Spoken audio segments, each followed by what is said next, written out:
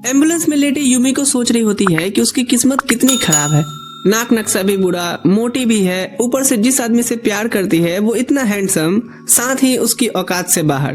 धीरे धीरे उसका होश जाने लगता है और वो नर्स को बोलते सुनती है, आंखें खुली रखो, हॉस्पिटल बस आ ही गया है। वो सोचती है काश पुनर्जन्म हो जाए ताकि इस बार मैं अपनी औकात में रह के प्यार कर सकूं।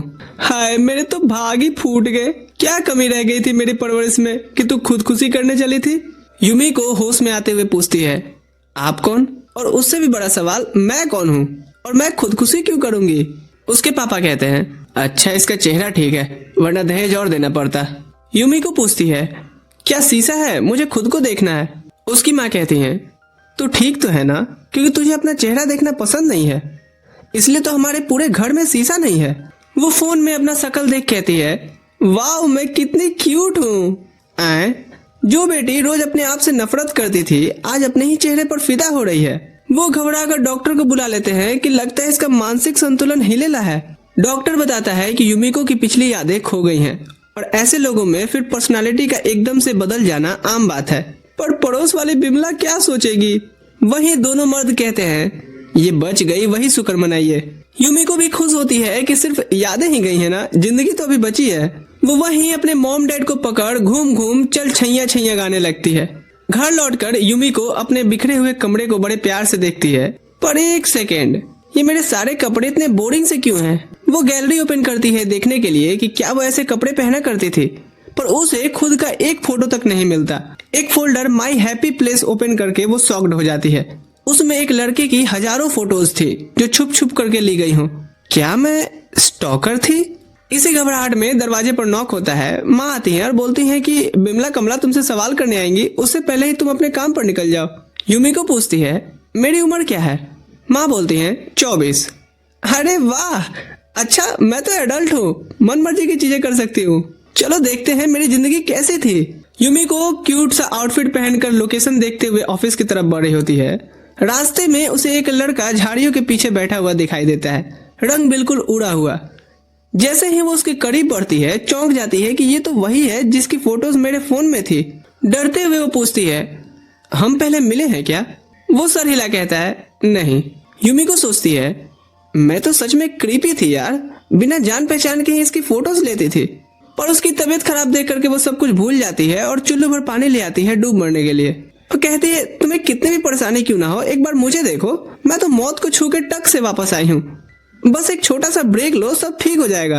और तुम्हारी तो शक्ल भी अच्छी खासी है, परेशानी से डार्क सर्कल्स आ जाएंगे। वो हंस पड़ता है, तुम बहुत मजेदार हो। यूमिको एम्बेरेस्ड हो जाती है और भाग निकली थी। तभी उसका जूनियर उसे ढूंढते हुए पहुंच जाता है। ऑफिस पहुंचकर यूमिको जोर से अनाउंस करती है, आई एम बैक। सब लोग उसे देख करके फ्रीज हो जाते हैं। यूमिको धीरे से बोलती है, क्या हुआ, मुझे कोई पहचानता नहीं है क्या? एक लड़की साकी बोलती है, पहचानते तो हैं, बस सदमे में हैं। तुम इतनी अलग जो लग रही हो। यूमिको सोचती है, हो सकता है आज मैं बहुत ही खूबसूरत लग रही होंगी। तभी उसका सुपरवाइजर मिजुनो उसे देख कहता है, तुम जिंदा हो? हाँ, पर मेरी यादें चली गई हैं, तो आप लोगों की थोड़ी मदद लगेगी। सब एक एक करके अपना परिचय देते हैं और अचानक यूमिको को महसूस होता है कि उसे इस इंसान के पास होने पे इतनी घबराहट हो रही है। काम का दिन शुरू होता है और साकी उसे मीटिंग रूम ले जा रही थी। यूमिको सोचती है कि शायद वो पहले सबके लिए परेशानी बनती थी, इसीलिए अब वो तय करती है कि मैं सबसे दोस्ती करूंगी। मीटिंग शुरू होता है जो चिप्स के बारे में था।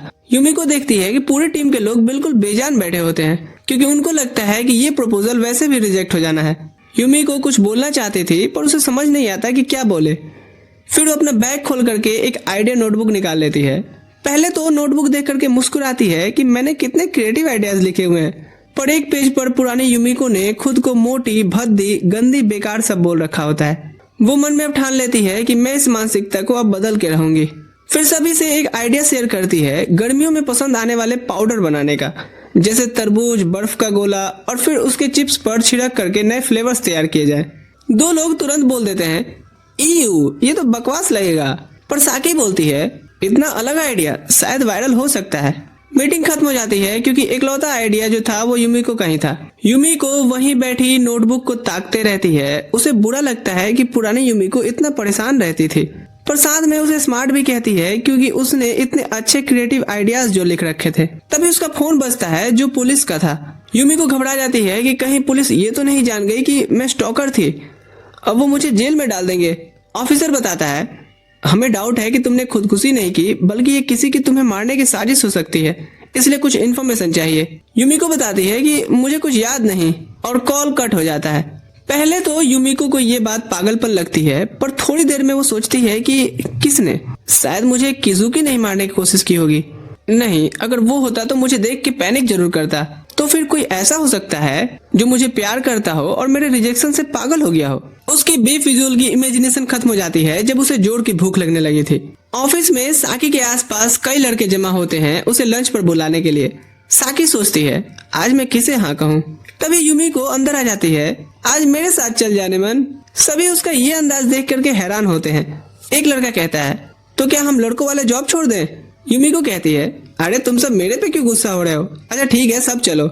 वहाँ यूमिको ऐसे खड़ी होती है जैसे उसे छठियार में मिला ही ना हो।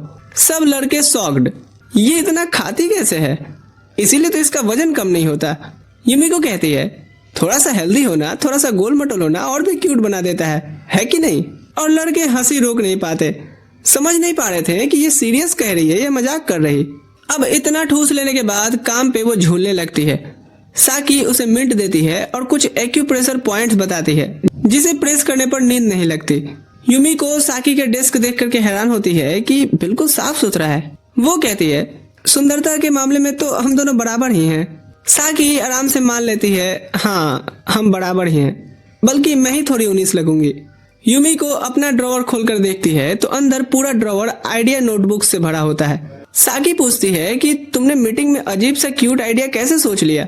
वो एक नोटबुक दिखाकर बोलती है, मेरी पुरानी सेल्फ के पास बहुत सारे आइडियाज थे, बस उसमें हिम्मत नहीं थी बोलने की, जो कि अब मैं सबके सामने लाऊंगी। साकी कुछ पेजेस पलटती है और उसकी आंखें खुल जाती हैं। तभी मिजुनु कहता है, यूमिको, टीम ने तुम्हारे आइडिया को आगे बढ़ाने का फैसला लिया है, तो प्रेजेंटेशन की तैयारी करो। यूमिको कहती है, हाँ सर, पर उसके अंदर कुछ बेचैनी होने लगती है जब भी मिजुनो उसके सामने आता है। मिजुनो फिर साकी को डॉक्यूमेंट्स कंप्लीट करने बोलता है और एक हल्का कॉम्प्लीमेंट भी देता है, लेकिन यूमिको नोटिस करती है कि साकी खुश नहीं लग रही। शाम को यूमिको प्रेजेंटेशन बनाना सीख रही होती है।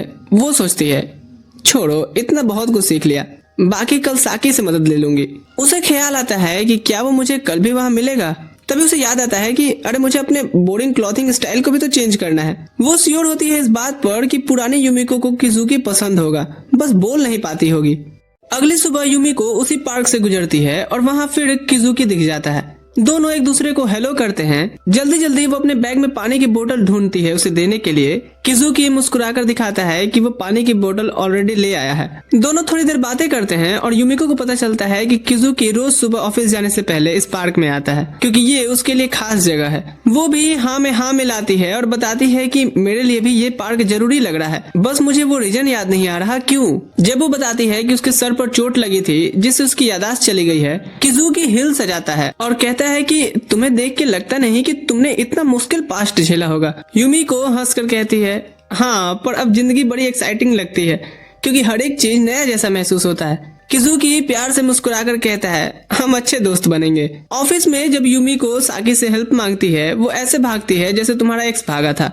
यूमिको बाथरूम में बैठे खुद को डांटती है कि शायद वो सेल्फिश हो रही है। तभी उसे बाहर से कुछ लड़कियों की आवाज सुनाई देती है जो सिर्फ यूमिको को ही नहीं बल्कि साकी को भी बुरा भला कह रही होती है कि साकी वो तो काम नहीं बस ऑफिस में अटेंशन पाने के लिए अपना चेहरा लेके घूमते फिरती है। ये सुनकर यूमिको से बर्दाश्त नहीं होता, पर केबिन का दरवाजा तंग होने की वजह से वो मुश्किल से निकल पाती है।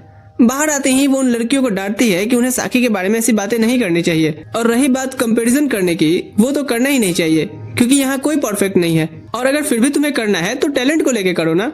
बाथरूम के बाहर से ये सब साकी सुन लेती है, पर शुक्रगुजार होने के बजाय वो इरिटेटेड फील करती है कि ये चुपचाप और उदासी थी तो सही था, क्या जरूरत है इसे बहस करने की। अपने डेस्क पर आकर यूमिको जब ड्रॉअर खोलती है तो उसके होश उड़ जाते हैं क्योंकि सारी नोटबुक्स गायब थी।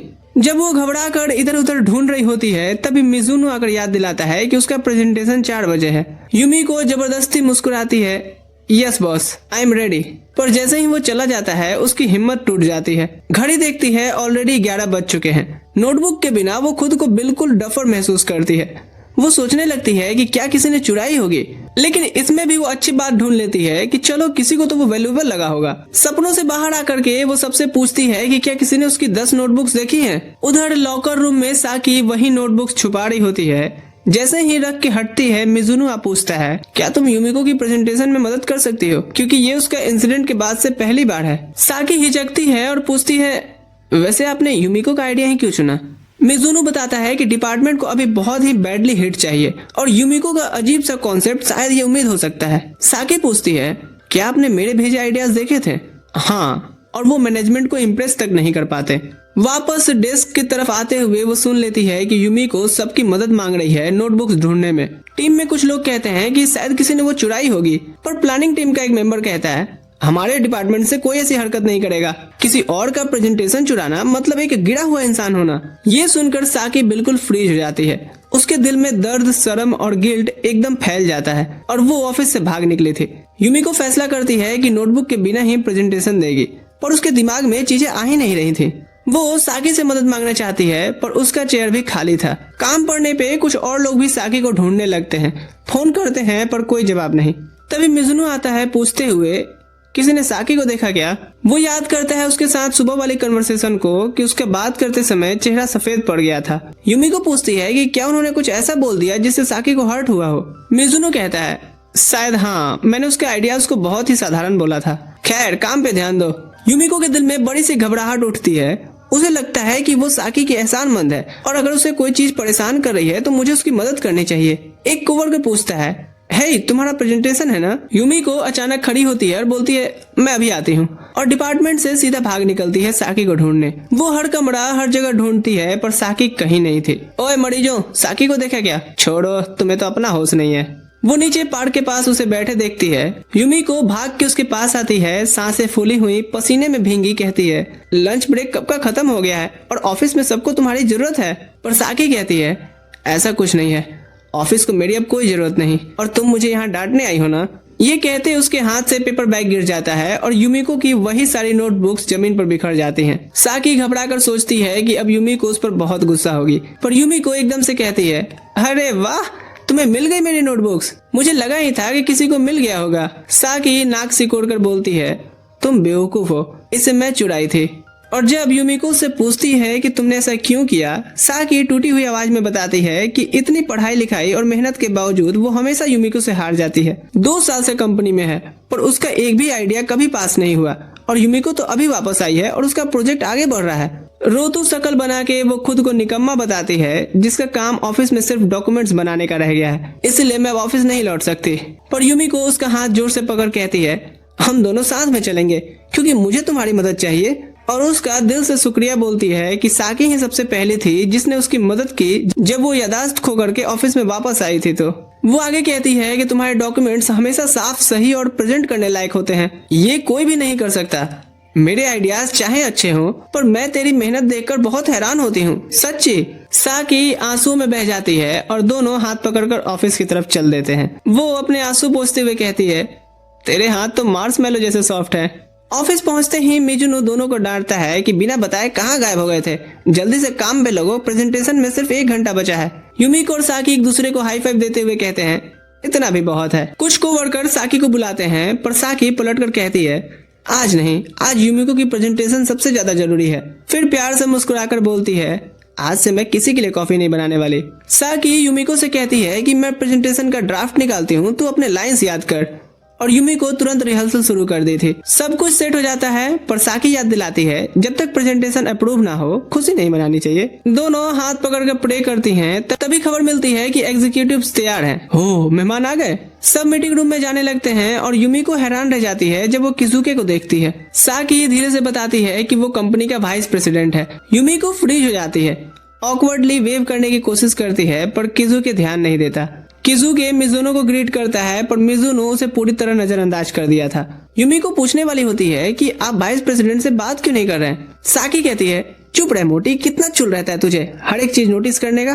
प्रेजेंटेशन शुरू होता है। युमिको पूरी हिम्मत से समर फ्लेवर्ड चिप्स का आइडिया इंट्रोड्यूस करती है। वो सैंपल भी रखती है, नीला जैपनीज सोडे के जैसा फ्लेवर्ड, जो समर की फीलिंग देने के लिए बनाया गया था। सबसे पहले किजुकी उसे टेस्ट कर कहता है चिप्स में फ्लेवर कम है और देखने में भी खास नहीं है। साकी और मिजुनो समझ जाते हैं गई भैंस पानी में। पर यूमिको अचानक खुशी से मानती है कि वाइस प्रेसिडेंट बिल्कुल सही कह रहे हैं, यानी सैंपल बेकार है ना कि आइडिया। वो खुद की तारीफ करते हुए बताती है कि फाइनल प्रोडक्ट कैसे और बेहतर बनाया जा सकता है। यूमिको यहाँ किजुके को एक पल हंसी दबाते हुए देखती है, फिर वो सीरियस सा चेहरा बना लेता है। हाँ, 2 दिन का वक्त दिया जाता है सैंपल को सुधारने के लिए, जो सुन सभी खुश हो जाते हैं। शाम को दोनों लड़कियां जश्न मनाती हैं। यूमिको सोचती है कि शायद ऐसी जगह साकी को पसंद नहीं होगी, पर साकी मुस्कुराकर कहती है, मुझे ये पसंद है और तुम साथ हो तो और भी अच्छा लग रहा है। यूमिको खुशी से चमक उठती है, पर साकी याद दिलाती है कि आइडिया पास होना काम खत्म होना नहीं होता, अभी बहुत काम बाकी है। बातें किजुकी पर आ जाती है। यूमिको कहती है कि वो वाइस प्रेसिडेंट के हिसाब से थोड़ा जवान नहीं लगता और पूछती है कि क्या वो प्रेसिडेंट का बेटा है। साकी बताती है कि किजुके पहले प्लानिंग डिपार्टमेंट में था और मिजुनो के साथ काफी क्लोज था, पर जब किजुके को प्रमोशन मिला मिजुनो का बिहेव थोड़ा कोल्ड हो गया। फिर साकी बताती है कि किजुके प्रेसिडेंट का बेटा नहीं, क्योंकि प्रेसिडेंट की तो एक बेटी है और वो मिजुनो की बीवी है।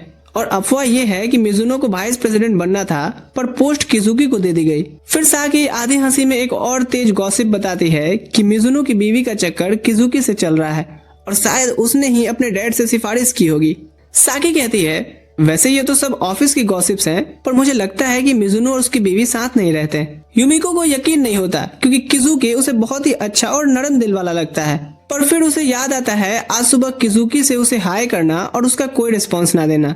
उसके दिल में उलझन बढ़ जाती है। खैर, दोनों फैसला करती हैं कि अगले प्रेजेंटेशन को परफेक्ट बनाने में अपनी पूरी जान लगा देंगे। अगली सुबह यूमिको पार्क की तरफ जाती है जहां वो आमतौर पर किजुकी से मिलती है, पर आज वो वहां नहीं होता।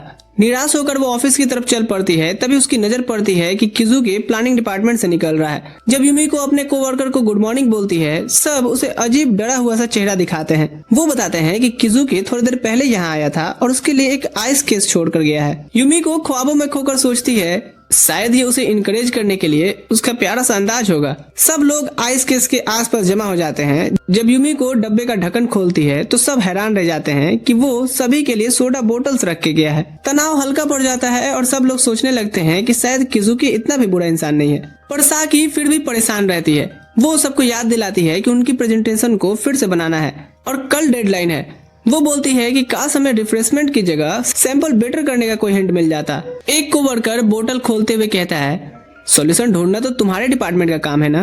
तभी ड्रिंक छलककर फ्लोर पर गिर जाती है। यूमिको उस चमकदार झाग को घूरते रहती है और उसके दिमाग में अचानक एक आइडिया आता है। वो साकी को लेकर रिसर्च लेबोरेटरी में आती है जहाँ यूमिको अपना नया कॉन्सेप्ट टेस्ट करना चाहती है।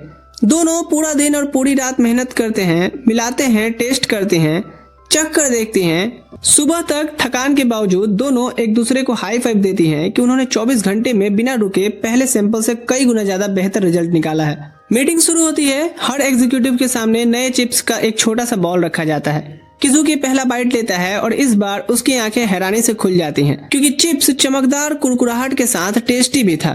किजुकी प्रेसिडेंट के करीब झुककर कहता है, ये प्रोडक्ट रिस्की तो है पर कोशिश करने लायक भी।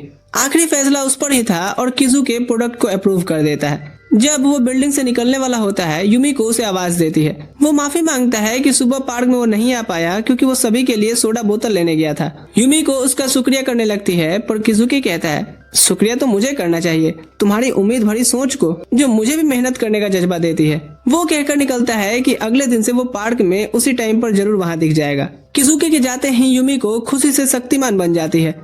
अब उसे लगने लगता है कि उसके बारे में हो रही सारी बातें अफवाह हैं। वो किसी भी वैसे चक्कर में शामिल हो ही नहीं सकता। उसका दिल तेज धड़कने लगता है और अब वो किजुकी के मुंह से ही सब कुछ सच जानना चाहती है। तभी अचानक एक अजीब आदमी उसे आवाज देता है और वो घबरा कर मुड़ती है। वो अपना इंट्रो इन्वेस्टिगेटिंग ऑफिसर की तरह देता है, ये कहते हुए कि तुम पूछताछ के लिए नहीं आई तो मुझे ही आना पड़ा। यूमिको को वो फोन कॉल याद आता है और वो माफी मांगती है कि सर मैंने तो बोला ही था कि मुझे कुछ याद नहीं और आपने ही तो कॉल कट किया था। मोटोकी कहता है, नहीं वो मेरा असिस्टेंट होगा। सही वक्त पर तानीगावा बिल्डिंग में दौड़ता हुआ आता है और चिल्लाकर बोलता है, हाँ सर मैं आपको बताना भूल गया। लोगों का अटेंशन आता देख मोटोकी एक कैफे में यूमिको को ले आता है। वो बताता है कि उसका छत से गिरना खुदकुशी नहीं मर्डर हो सकता है, ये गहरी दुश्मनी लगती है। यूमिको उसे गहरा करेला समझ लेती है और उसे भूख लग जाती है। तानीगावा करेक्ट करता है कि कोई शख्स है जो तुमसे वाकई नफरत करता होगा। वो पूरा मामला समझाते हैं और बताते हैं कि घटना शाम 4 बजे के करीब एक सुनसान होटल में हुई थी, जो ना यूमिको के घर से रिलेटेड था और ना ही ऑफिस से। और कोई उन्हें गवाह भी नहीं मिला। वो उससे पूछते हैं कि उसकी जिंदगी में कौन कौन है, क्योंकि रिकॉर्ड में दिखाता है कि युमिको के ना दोस्त है और ना ही वो कोई रिलेशनशिप में है। युमिको कहती है, ये रिलेशनशिप वाली बात क्यों याद दिलाते हो सर? मुझे इतना याद है कि मेरी याददाश्त चली गई है। वो उन्हें अपना आइडिया नोटबुक निकाल कर देती है। पेजेस पलटने पर मोटोगी को कुछ जगह खुद पर नफरत भरी चीजें लिखी हुई दिखती हैं। वो कहती है, बाईं तरफ पुराने वाले युमिको की खुद से नफरत भरी लिखावट है और दाईं तरफ नई युमिको की हिम्मत भरने वाली लिखावट। कोवर्कर्स के बारे में पूछने पर युमिको बताती है साकी उसकी दोस्त है, जैसे किसी मुकाबले की साथी, युताका एक खुशमिजाज साथी और मासाकी को वो जो हमेशा उसका ख्याल रखती है, और चीफ मिजुनो ठहरा हुआ पानी जिसमें कंकड़ नहीं मार सकते पर मेरे आइडियाज को हमेशा सपोर्ट करते हैं। आखिर में मोटोकी किजुकी का जिक्र करता है कि उसके साथ उसके रिश्ते कैसे हैं। युमिको जोर देकर के कहती है कि उनकी बात तो सिर्फ काम के बारे में ही हुई थी, पर मोटोकी बताता है कि पुलिस को हाल ही में एक सूचना मिली है कि शायद किजुकी का मिजुनो की पत्नी के साथ अफेयर है। वो सोचकर बोलता है कि क्या पता किजुकी ऐसे ही आदत वाला आदमी हो जो औरतों पर हाथ मारे और अब तुम्हारे पीछे पड़ा हो। युमिको तुरंत इनकार कर देती है कि उसे अफवाह पर यकीन नहीं है और किजुकी बहुत अच्छा आदमी है और अगर वो मेरी तरफ आकर्षित भी हो जाए तो क्या बुरा है। मेरी खूबसूरती की कोई तो कदर करे। क्या करूं मैं इस लड़की का? हर कोई उतना अच्छा नहीं होता जितना तुम समझ लेती हो। साकी भी शायद तुम्हारा इस्तेमाल कर रही है ताकि खुद को भी बेहतर दिखा सके, और मिजुनो ने भी शायद काम में कुछ गड़बड़ी की होगी जिसकी वजह से उसे वाइस प्रेसिडेंट का पोस्ट नहीं मिला और बीवी भी भाग गई। और ऐसा पॉसिबल है कि ये सब तुम्हारे पीठ पीछे अलग व्यवहार करते हो। आप डिटेक्टिव लोगों का माइंड कुछ ज्यादा ही चलता है। मैं यहाँ और थोड़ी देर बैठी ना तो आप मेरे माँ बाप को भी मेरा दुश्मन साबित कर दोगे। मोटोकी उसके पीछे आता है आवाज देते कि वो अपना नोटबुक भूल रही है और पूछता है कि तुम वो खुद को हसीन और खूबसूरत मजाक में बोल रही थी ना? युमिको कहती है नहीं। मोटोकी हंस पड़ता है, सुनो तुम मोटी हो और हसीन ये वर्ड तो बोलने से पहले तुम्हें सजा होनी चाहिए। तुम्हारा पहला वाला रूप इस बात को अच्छी तरह समझता था। अपमानित और गुस्से में भरकर वो अपनी नोटबुक छीन लेती है। वो डिटेक्टिव का बच्चा, खूबसूरत लड़कियों का मजाक बनाना उसका शौक है क्या? जब वो ऑफिस आती है उसका वार्म वेलकम होता है। सभी बताते हैं कि उसके आइडियाज की वजह से उनका लॉन्च किया गया प्रोडक्ट सक्सेसफुल रहा। साकी उसे मुस्कुराते हुए उसके नाश्ते के टेबल तक ले जाती है और युमिको का दिल बाग बाग हो रहा था। वो तसल्ली महसूस करती है कि उसके कोवर्कर्स वाकई में अच्छे लोग हैं। पर युताका एक नाशपाती काटने के लिए जैसे ही चाकू उठाता है, युमिको का चेहरा सफेद पड़ जाता है और उसके दिमाग में एक दबा हुआ दर्द भरा याद चिंगारी जैसा चमक उठता है। नीचे रख उसे दरिंदे। इसी दौरान जब मोटोकी पुलिस थाने लौट रहा होता है, तानीगावा रोता हुआ बताता है, हमारी जांच तो बिल्कुल आगे नहीं बढ़ रही सर। पर तभी वो देखकर हैरान होता है कि मोटोकी युमिको का फोन चुरा लिए है और यहाँ उसे वो फोल्डर भी मिल जाता है जिसमें किजुकी की ढेर सारी फोटोज थी। वो सोचता है हो ना हो ये लड़की ही गड़बड़ है जो यादाश्त भूलने का नाटक कर रही है। वो फोन तानीगावा को देते हुए कहता है, इसकी मिसिंग रिपोर्ट बनाओ और किजुकी पर नजर रखो। आप बहुत हरामी हो सर। अपने घर पर युमिको पूरे कमरे में फोन ढूंढती रहती है। वो सोचती है कहीं चोरी तो नहीं हो गया या शायद साकी ने लिया हो, क्योंकि एक बार पहले भी वो ऐसा कर चुकी है। पर फिर वो खुद को चांटा मार कहती है, नहीं ये साला उस डिटेक्टिव के संगत का असर है। मैं भी उसके तरीके से सोचने लगी हूँ। अगली सुबह थकी हुई और परेशान वो पार्क में अकेली बैठी होती है क्योंकि उसका फोन ऑफिस में भी नहीं मिलता। तभी किजुकी उसे देख पूछता है, कैसा चल रहा है उत्पाद योजना विभाग? युमिको खिल उठती है, सब अच्छा चल रहा है और हमने एक छोटा सा सेलिब्रेशन भी मनाया। किजुकी कहता है, हाँ क्योंकि तुम्हारे नए आइडियाज लोगों को उम्मीद देते हैं। युमिको लाल पड़ जाती है, कहती है कि वो भी उससे उतना ही इंस्पायर होती है।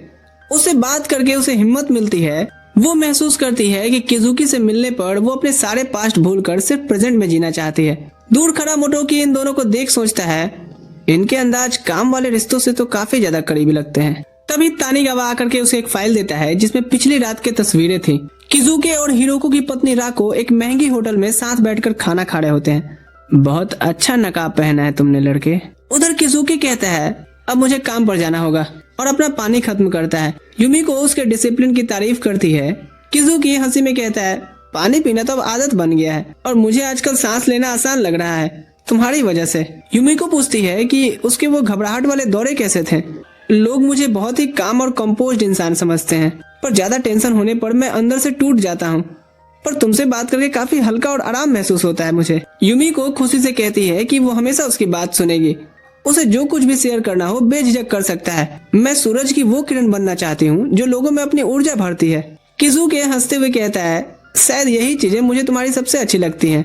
दोनों फिर बाय करते हैं और यूमिको सोचती है कि मैं अपनी पूरी कोशिश करूंगी कि किजुकी कभी टेंशन भी फील ना करे। ऑफिस पहुंचकर वो साकी से अपने गुमशुदा फोन के बारे में बताती है।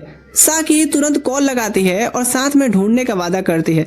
यूमिको को साकी पर शक करने के लिए उसे बुरा लगता है और वो उसे गले लगा लेती है। थोड़ी देर बाद उसे रिसेप्शन से कॉल आता है कि कोई से मिलने आया है। नीचे तानिगावा खड़ा होता है। वो इधर उधर सर मोटोकी को ढूंढने लगती है। तानिगावा कहता है मैं अकेले आया हूँ। फिर उसे बाहर ला करके उसका फोन देते हुए बताता है कि फोन पुलिस ने ही जांच के लिए रख लिया था। यूमिको गुस्से में आ जाती है। माफ करना, वो सर मोटोकी आदत से मजबूर है। केस सॉल्व करने के लिए वो हद से भी गुजर जाते हैं। और जब उन्होंने किजुकी का फोटोज तुम्हारे फोन में देखा, उन्हें लगता है कि तुम भूलने की बीमारी का नाटक कर रही हो। यूमिको घबरा जाती है कि शायद बिना इजाजत तस्वीरें लेने पर उसे गिरफ्तार किया जाएगा। मैं नहीं, वो तो पुरानी वाली थी।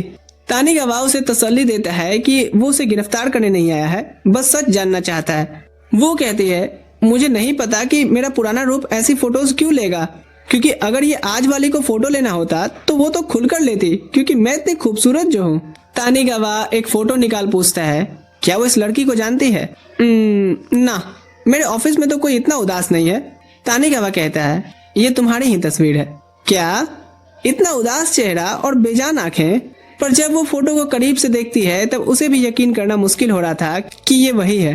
जाते वक्त तानिगावा गलती से अपना इन्वेलप गिरा देता है और यूमिको का नजर उन फोटोज पर चला जाता है। उसमें राको की शक्ल कहीं जानी पहचानी उसे लगती है। जब वो पूछती है कि पुलिस के पास किजुकी की फोटोज क्यों हैं, तो तानिगावा मानता है कि उसे फॉलो करने का ऑर्डर मिला है, क्योंकि वो यूमिको के करीब लग रहा था। यूमिको पूछती है क्या पुलिस मेरे मर्डर अटेम्प्ट का सस्पेक्ट उसे मान रही है? तानिगावा जैसे ही कहता है हाँ, तुम्हारी हिम्मत कैसे हुई? वो इस दुनिया का सबसे दयालु और ईमानदार आदमी है जो किसी को नुकसान पहुंचा ही नहीं सकता। जाते हुए वो कहती है किजुकी को फॉलो करना मोटोकी अगर बंद नहीं करेंगे तो ये मोटकी सनक जाएगी। उसके जाने के बाद तानिगावा कहता है आपने सुन लिया ना सर? और कॉल पे मोटोकी कहता है हाँ। उधर यूमिको रेस्ट रूम में जाकर के खुद को शांत करने की कोशिश करती है। आईने में अपना चेहरा देखते हुए वो सोचती है क्या मैं फिर से उन्हीं परिस्थितियों की तरफ तो नहीं बढ़ रही? जितना ज्यादा वो खुद को देखती है, एक डर उसमें जन्म लेने लगता है। वो रेस्टरूम से भाग निकलती है और सीधे बिल्डिंग से बाहर दौड़ लगाती है। किजुकी उसे ऐसे देख आज का सारा काम अपने असिस्टेंट को संभालने बोल उसके पीछे भागता है। इधर यूमिको बारिश में भीगते हुए पार्क में बैठी होती है। किजुकी आखिर उसे ढूंढ लेता है और वो कहती है मुझे अकेला छोड़ दो, मुझे डर है कि मैं फिर से पुरानी यूमिको बन रही हूँ। मेरी आंखों की रोशनी धुंधली हो रही है। मैं खुद को फिर से वैसा ही बना रही हूँ जैसा मैं कभी नहीं बनना चाहती। किजुकी कहता है ऐसा बिल्कुल नहीं है, तुम वैसे ही लग रही हो जैसा हमेशा दिखती हो। दोनों बैठकर बातें करते हैं और यूमिको अपना डर बताती है कि पुरानी फोटोज ने उसके अंदर का डर फिर से जिंदा कर दिया है। किजुकी कहता है तुम्हें पता है मैंने भी तुम्हारी एक पुरानी फोटोज देखी थी जब स्टाफ एक्सीडेंट की खबर मुझ तक पहुंची थी, और सच कहूँ तो पहली नजर में मैं तुम्हें पहचान ही नहीं पाया था। और सुनो, ये यूमिको ही असली यूमिको लगती है, और अगर यादें वापस आएंगी भी तो ये वाली यूमिको कहीं नहीं जाएगी और हम हमेशा दोस्त रहेंगे। यूमिको की आंखें भर आती हैं, पर तभी एक असिस्टेंट आता है और किजुकी कहता है हाँ, प्रोडक्ट पे काम करो, मैं लॉन्च का इंतजार कर रहा हूँ।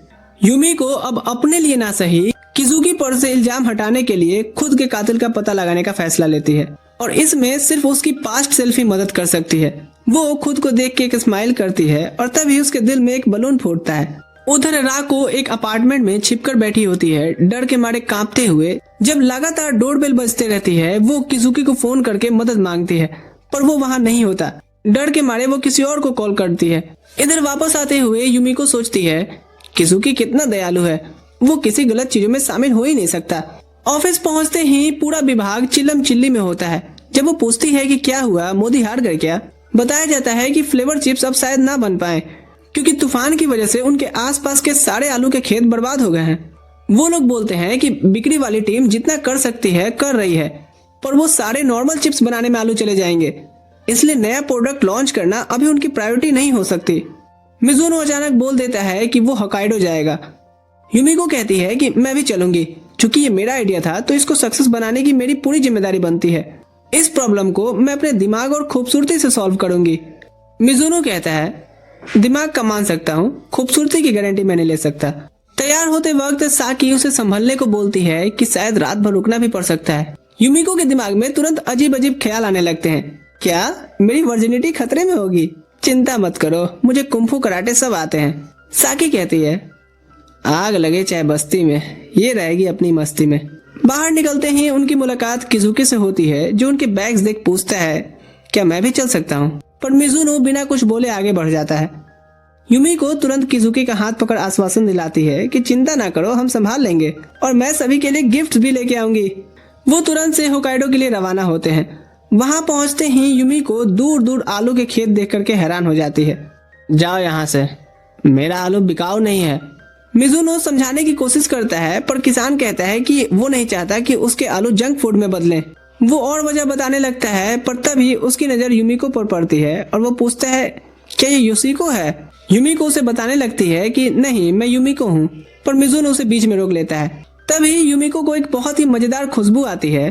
किसान उन्हें बताता है कि उसने अभी अभी ताजे आलू उसने हैं। वो एक आलू प्यार से उठाता है और बोलता है कि उसने आलू योशिको का फेवरेट था। युमिको टेस्ट करती है, उसे भी काफी अच्छा लगा था। इसके बाद वो फ्रेश आलूओं के ढेर के पास जाकर के उनके शेप्स देखने लगती है। ये कितने डिजाइन्स वाले हैं। किसान बोलता है कि आमतौर पर लोग ऐसे भद्दे आलू पसंद नहीं करते। युमिको बोलती है, पर ये हमारे यूनिक पोटैटो चिप्स आइडिया के लिए परफेक्ट होंगे। मिजुनो तभी कहता है, अगर आप हमसे कॉन्ट्रैक्ट करते हैं तो हम ढंग बेढंग सारे आलू खरीद लेंगे। कुछ देर सोचने के बाद किसान मान जाता है। निकलने से पहले युमिको पूछती है, वैसे ये योशिको कौन है जिसकी आप जिक्र कर रहे थे? किसान बताता है कि योशिको उसकी प्यारी जंगली सुअर थी। इतनी बेइज्जती तो मैं नहीं करता इसकी। जल्दी चलिए सर, वरना मैं अपना आपा खो दूंगी। वो ढेर सारा शॉपिंग करती है, फिर भी ये कह रही थी, मैंने तो अपनी खूबसूरत बॉडी को मेंटेन करने के लिए कुछ खरीदा ही नहीं। इरिटेट होने के बावजूद भी मिजुनो उसकी मदद करता है और दोनों ट्रेन में चढ़ जाते हैं। यहाँ वो खुशी खुशी ठूस रही होती है तो मिजुनो से याद दिलाता है कि सेलिब्रेट करने का भी टाइम नहीं आया है, अभी बहुत काम बाकी है। फिर भी वो उसे थैंक्स बोलता है, क्योंकि किसान शायद नहीं मानता अगर युमिको ने वो आइडिया नहीं दिया होता। युमिको कहती है, शायद उसे मेरी खूबसूरती पसंद आ गई होगी। भले ही उसने मुझे सुअर कहा हो, लेकिन वो स्टीम्ड बटर आलू तो मेरा फेवरेट बन गया है। वैसे आपका फेवरेट खाना क्या है सर? उसे तुरंत लगता है कि शायद ये पर्सनल हो गया। मुझे मीट और पोटैटो स्ट्यू पसंद है। युमिको एक्साइटेड हो जाती है कि मिजुनो उससे खुलकर बात करना चाहता है। वो पूछ लेती है कि क्या आपकी वाइफ आपके लिए खाना बनाती है? मिजुनो बताता है कि कुकिंग तो उसकी वाइफ का स्ट्रॉन्ग पॉइंट है, पर पहली बार उसने जानबूझकर मुझे नमकीन खाना खिलाया था। युमिको मुस्कुराकर बोलती है कि यही तो प्यार होता है सर। फिर वो पूछती है कि आप इतने सख्त क्यों रहते हैं, जबकि आप लाइट भी तो रह सकते हैं। मिजुनो कोई जवाब नहीं देता, तो युमिको मजाक में उसे चेहरे से खुद को रिलैक्स करने के तरीके दिखाने लगती है। अब उसकी हरकतों से मिजुनो चिढ़ने लगता है और इस चीज को देख करके वो और मजे लेती है। यहाँ उसकी हंसी में मिजुनो को अपनी बीवी की हंसी नजर आती है। स्टेशन से उतरते वक्त वो कहती है, किजुकी से आप थोड़ा नरमी से पेश आइए, वो ऐसा नहीं है जैसा आप सोचते हैं, और आपको अपनी बीवी पे इतना तो भरोसा रखना चाहिए। हो सकता है वो कोई चीज से परेशान हो। फिर वो उसका शुक्रिया बोल करके घर को निकल लेती है। अकेला खड़ा मिजुनो सोचता है, राको ने एक बार मुझे मारने की कोशिश की थी, तो क्या उसकी परेशानी मैं हूँ? अगली सुबह युमिको पार्क में किजुकी के लिए नूडल्स लेकर के आई थी, पर उसकी जगह उसका सेक्रेटरी मिलता है। वो एक चिट्ठी देता है और उसमें किजुकी बिजनेस ट्रिप सफल होने पे बधाई दिया था, और लिखता है कि वो कुछ दिन पार्क नहीं आ पाएगा क्योंकि वो बहुत बिजी रहने वाला है। उसमें अपना ईमेल भी देता है ताकि युमिको कभी भी उसे कांटेक्ट कर सके। युमिको खुशी से चीख पड़ती है और नूडल्स सेक्रेटरी को बोलती है किजुकी तक पहुंचा देने। उसके जाते ही वो सोचती है कि किजुकी को मैसेज भेजो क्या, पर तुरंत रुक जाती है ये सोचते हुए, खूबसूरत लड़कियां पहले मैसेज नहीं करती। ऑफिस पहुंचकर वो सबको गिफ्ट्स दिखाती है और टीम उसकी तारीफ करते हैं। युताका मजाक में कहता है कि शायद अगर वो भी सर के बल गिरे तो उसकी सोच भी युमिको जैसी पॉजिटिव हो जाएगी, पर तू गिरेगा तो तुझे तो चोट ही नहीं लगेगी, बाल की दुकान। सभी को लगता है कि वो टकला है, इसलिए ऐसी विग लगा के रखता है। वो फ्यूरियस होकर के कहता है, मेरे बाल नेचुरल हैं, और झट से भाग जाता है। पता चलता है कि युताका एक लड़की मोचा को पसंद करता है जो अकाउंटिंग डिपार्टमेंट में काम करती है। मसीको बताता है कि मोचा एक एक्टर की फैन है। फोटो दिखाता है और वो एक्टर सीधे और सिल्की बालों वाला होता है। मसीको बताता है कि युताका अक्सर गहरी सांसें भरते हुए उसे देखता है और उसे बुरा लगता है कि उसके बाल वैसे क्यों नहीं है। युमिको के दिमाग में एक आइडिया आता है और वो तुरंत मोचा से जाकर के बात करने लगती है। वो सीधा पूछ लेती है कि उसे बड़े बालों वाले लोग कैसे लगते हैं। मोचा बोलती है कि अगर किसी पर सूट करता है तो वो बिल्कुल ठीक ही लगेगा। यूमिको पूछती है कि उसका टाइप क्या है। मोचा खुश होकर के बोलती है कि उसे एक्टर ताकुमा जैसे लोग पसंद है। फिर धीरे से कन्फेस करती है कि उसे किजुके पर भी क्रश है। जो सुन यूमिको हैरान रह जाती है, पर युताका तुरंत आकर के उसे खींच कर ले जाता है। प्लानिंग डिपार्टमेंट पहुंचते ही युताका पूछता है कि वो मोचा से बात क्यों कर रही थी। सभी उससे पूछते हैं कि वैसे तुम्हें वो क्यों पसंद है। युताका धीरे धीरे ओपन अप होता है कि मुझे उसकी मीठी आवाज पसंद है। जब उसने एक्सपेंस रिपोर्ट के बारे में फोन किया था तभी से मैं उसका दीवाना हो गया, और एक दिन मैंने लिफ्ट में उसे एक्टर ताकुमा के बारे में बात करते सुना कि उसे उसके जैसे सिल्की और स्मूथ हेयर वाले लड़के पसंद है, और मेरे ठहरे घोंसले जैसे बाल जिनका लोग बचपन में भी मजाक बनाते थे। यूमिको उसका हौसला बढ़ाती है कि हो सकता है मोचा बाकी लोगों जैसी ना हो, उसे कम से कम एक बार बात तो करनी चाहिए। युताका मना कर देता है कि मेरे लिए उसे दूर से ही देख लेना काफी है। यूमिको अपनी पुरानी जिंदगी याद करके उसका दर्द समझ पाती है। वो कहती है कि उसके चांसेस 0 भी नहीं है। Risking is better than regret. ये सुनते ही युताका की आंखों में उम्मीद आ जाती है। अगले दिन मोचा युताका को देखती है जो अजीब सा ज्वेलरी पहने हुए बड़ी कॉन्फिडेंस में खड़ा है। मोचा उसे एक रिसिप्ट के बारे में पूछती है जो युताका ने जमा की थी। वो घूरते हुए कहती है कि तुमने रिसिप्ट में डेट क्यों नहीं डाली थी। वो उसे ध्यान न रखने पर डांट देती है और डिसअपॉइंटमेंट होकर के चल देती है। युताका बिल्कुल तो टूट जाता है। फ्रस्ट्रेशन में वो अपने बाल काटना शुरू कर देता है। सब लोग उसे रोकने भागते हैं। अबे रुक जा, अगर उसे कुछ और भी पसंद ना आए तो क्या वो भी काटेगा। यूमिको आगे बढ़ उसका चेहरा अपने हाथों में लेकर कहती है, सुन चंपू, तेरे बाल को तेरी चार्म पॉइंट बना, जैसे मेरे बदन को ही देख ले जो तरासा हुआ नूड लगता है। उसकी ये बात युताका को अंदर तक छू जाती है। वो शांत हो जाता है और डिसाइड करता है कि वो फिर से कोशिश करेगा। ऑफिस से निकलने से पहले वो मोचा से माफी मांगता है कि वो रिसिप्ट में डेट लिखना सही में भूल गया था, और मैंने जो अभी अभी कूल बनने की कोशिश की उसके लिए भी सॉरी। घबराहट में वो ये कह देता है कि वो उससे प्यार से बात करे क्योंकि उसे उसकी आवाज पहले कॉल से ही पसंद आ गई है। मोचा मुस्कुराती है और पूछती है कि क्या वो उसके बालों को छू सकती है। युताका थोड़ा झुक करके खड़ा हो जाता है और मोचा उसके बालों में उंगलियां फिरा करके बोलती है, ये बाउंसी हैं। वो कहती है कि वो भी उसके बारे में क्यूरियस थी। जिस दिन युताका ने फोन किया था उसका मूड बहुत खराब था, पर उस रेस्टोरेंट का नाम सुन करके उसका मूड अच्छा हो गया था। वो यहाँ कहती है कि कभी साथ में उस रेस्टोरेंट में चलते हैं। युताका इससे काफी खुश हो जाता है और दूर से देख करके सब बोल रहे होते हैं, चलो भाई की सेटिंग हो गई। क्या हो रहा है ये सब, जल्दी काम पे भागो। उस रात यूमिको घर पर बैठी हुई युताका के लिए दिल से खुश होती है। वो भी डिसाइड करती है कि उसे भी अपने खूबसूरती के अहंकार को साइड में रखते हुए किजुके को ईमेल भेजना चाहिए, पर उसे अब समझ नहीं आ रहा था कि लिखे क्या। वो सोचती है कि क्या उसका पुराना वाला वर्जन कभी ऐसी सिचुएशन में आया होगा, पर उसके ईमेल में सिर्फ परिवार के मैसेजेस मिलते हैं। 1 घंटे अपने बचे खुचे दिमाग का संपूर्ण इस्तेमाल करके भी वो कुछ उसके साथ बिताए पलों का ही जिक्र करके सेंड दबाती है। हैरानी की बात, किजुके तुरंत रिप्लाई कर देता है। वो उन यादगार पलों के लिए शुक्रिया बोलता है और बताता है कि वो कुछ दिनों से बहुत बिजी रहा है, अब वो फ्री है तो क्या अब उसके साथ डिनर पे चलेगी। ये तो एक डेट है। खुशी में वो डिसाइड करती है कि मुझे नया अंडरवेयर चाहिए और तुरंत शॉपिंग करने निकल जाती है। अगले दिन ऑफिस में सब शॉक्ड जब वो यूमिको को हेवी मेकअप के साथ पगलाते देखते हैं। आज रात मैं एक लड़के के साथ आउटिंग पे जा रही हूँ। साकी टेंशन में उसे बाथरूम में ले जा करके उसका मेकअप ठीक करती है। सुन, डार्क मेकअप जल्दी फैल जाता है और लाइट शेड्स तेरी स्किन और फीचर को अच्छा दिखाएगा। यूमिको बोल पड़ती है कि वो जीनियस है। साकी सोचती है कि उसे तारीफ मिली, पर पता चलता है कि यूमिको अपने बारे में बोल रही थी। वो पूछती है कि क्या वो उसका बॉयफ्रेंड है। यूमिको कहती है नहीं, ये पहली आउटिंग होगी। साकी वार्निंग देती है कि जल्दबाजी बेकार है, इससे लड़कों को लगता है कि लड़की बहुत आसानी से पट जाएगी।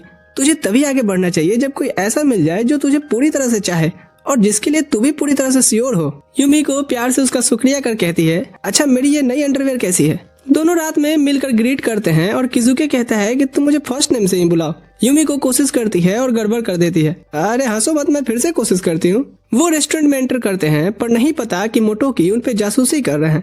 तभी तानिगावा अपनी छींक रोकते हुए माफी मांगता है कि कल रात भर यूमिको के घर के बाहर नजर रखने पे उसे ठंड लग गई। किजुके और यूमिको इधर जाम छलकाते हुए बात कर रहे थे।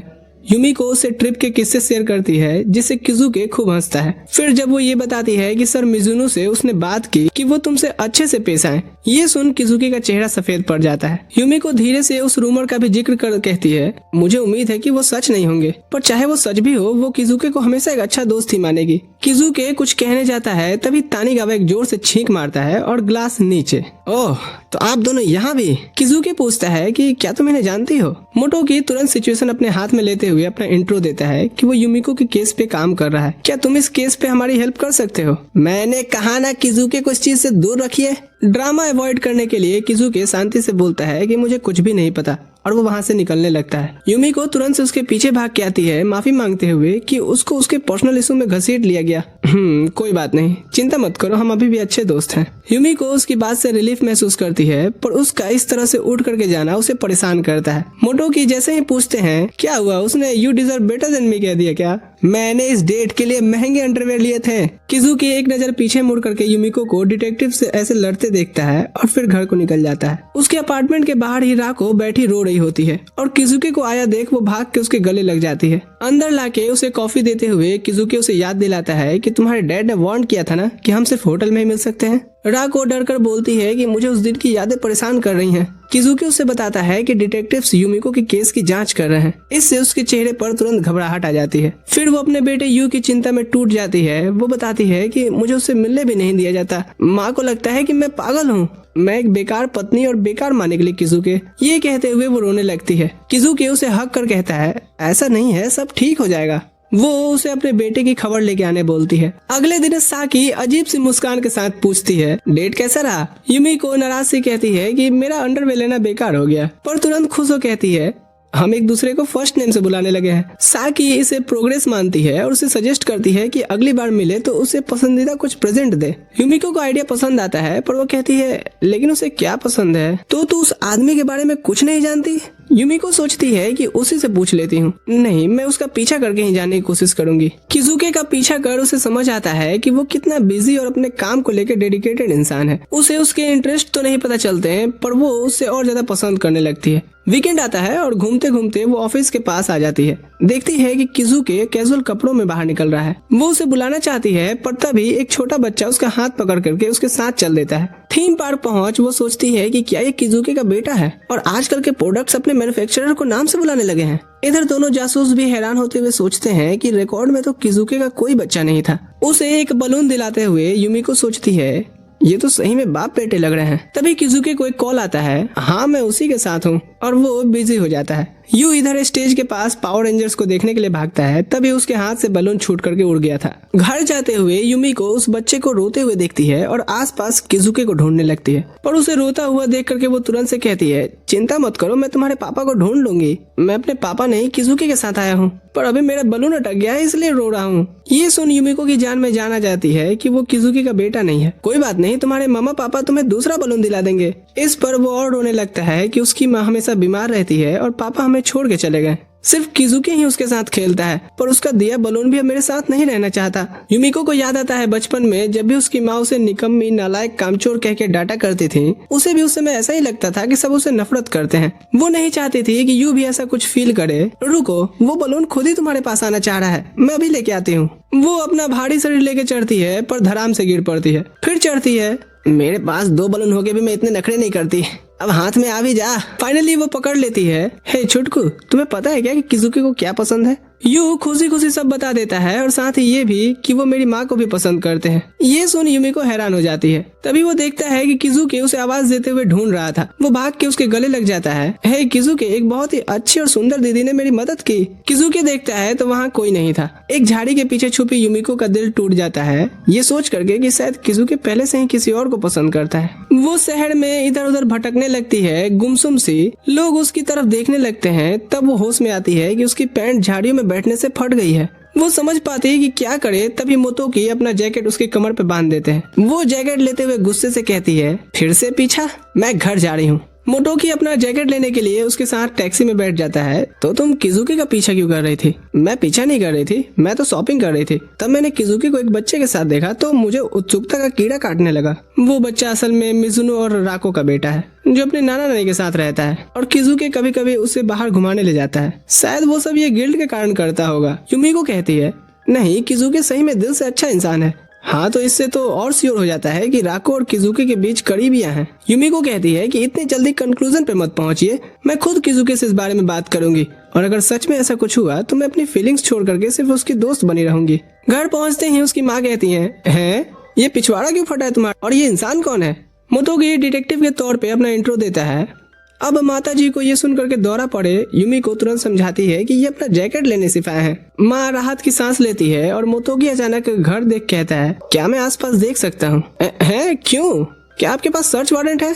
ये सुनते ही बिमला कमला झाक कहती हैं, क्या अभी मैंने सर्च वारंट सुना? माँ कहती हैं, नहीं, वारंटी, वॉशिंग मशीन की वारंटी अभी है ना, फिर भी खराब हो गई है, वही ठीक करने आए हैं। वो उसे अंदर खींच लेती हैं और मोतोकी घर में इधर उधर देखना शुरू करता है। युमिको के अंदर जाते ही उसकी माँ पूछती हैं, क्या हुआ सर? मोतोकी सारी बात बताते हैं कि कैसे उनकी बेटी के हादसे के पीछे किसी का हाथ होने लगता है। तभी मोतोकी की नजर बड़े से शीशे पर पड़ती है। हाँ, ये युमिको ने हाल ही में खरीदा है ताकि अपने पूरी शरीर देख सके। पहले तो उसे अपना शकल देखना भी पसंद नहीं आता था। वैसे आपको अगर कुछ पता चले तो पहले मुझे बताइएगा, वरना पड़ोसियों में चुगली मच जाएगी। मोतोकी को ये बात चुभ जाती है और वो युमिको के कमरे की तरफ चल जाता है। क्या मैं अंदर आ सकता हूँ? नहीं, ये एक लड़की का कमरा है। मोतोकी सीधे अंदर घुस जाता है और सामने युमिको को देखता है जो हाथ पैर मारते हुए अपना अंडरवेयर छुपा रही होती है। थोड़ा रिलैक्स होने पे मोतोकी कमरे को देख कहता है, इतनी एनर्जेटिक लड़की के हिसाब से कमरा मुझे कुछ सिंपल सा लग रहा है, जबकि ये तो रंग बिरंगा और ज्यादा लिवलीहुड होना चाहिए। युमिको बताती है कि वो चाहती थी कमरा बदलना, पर पुरानी युमिको के याद के तौर पे ऐसे ही रहने देना चाहती हूँ, क्योंकि वो भी उसका ही एक हिस्सा है।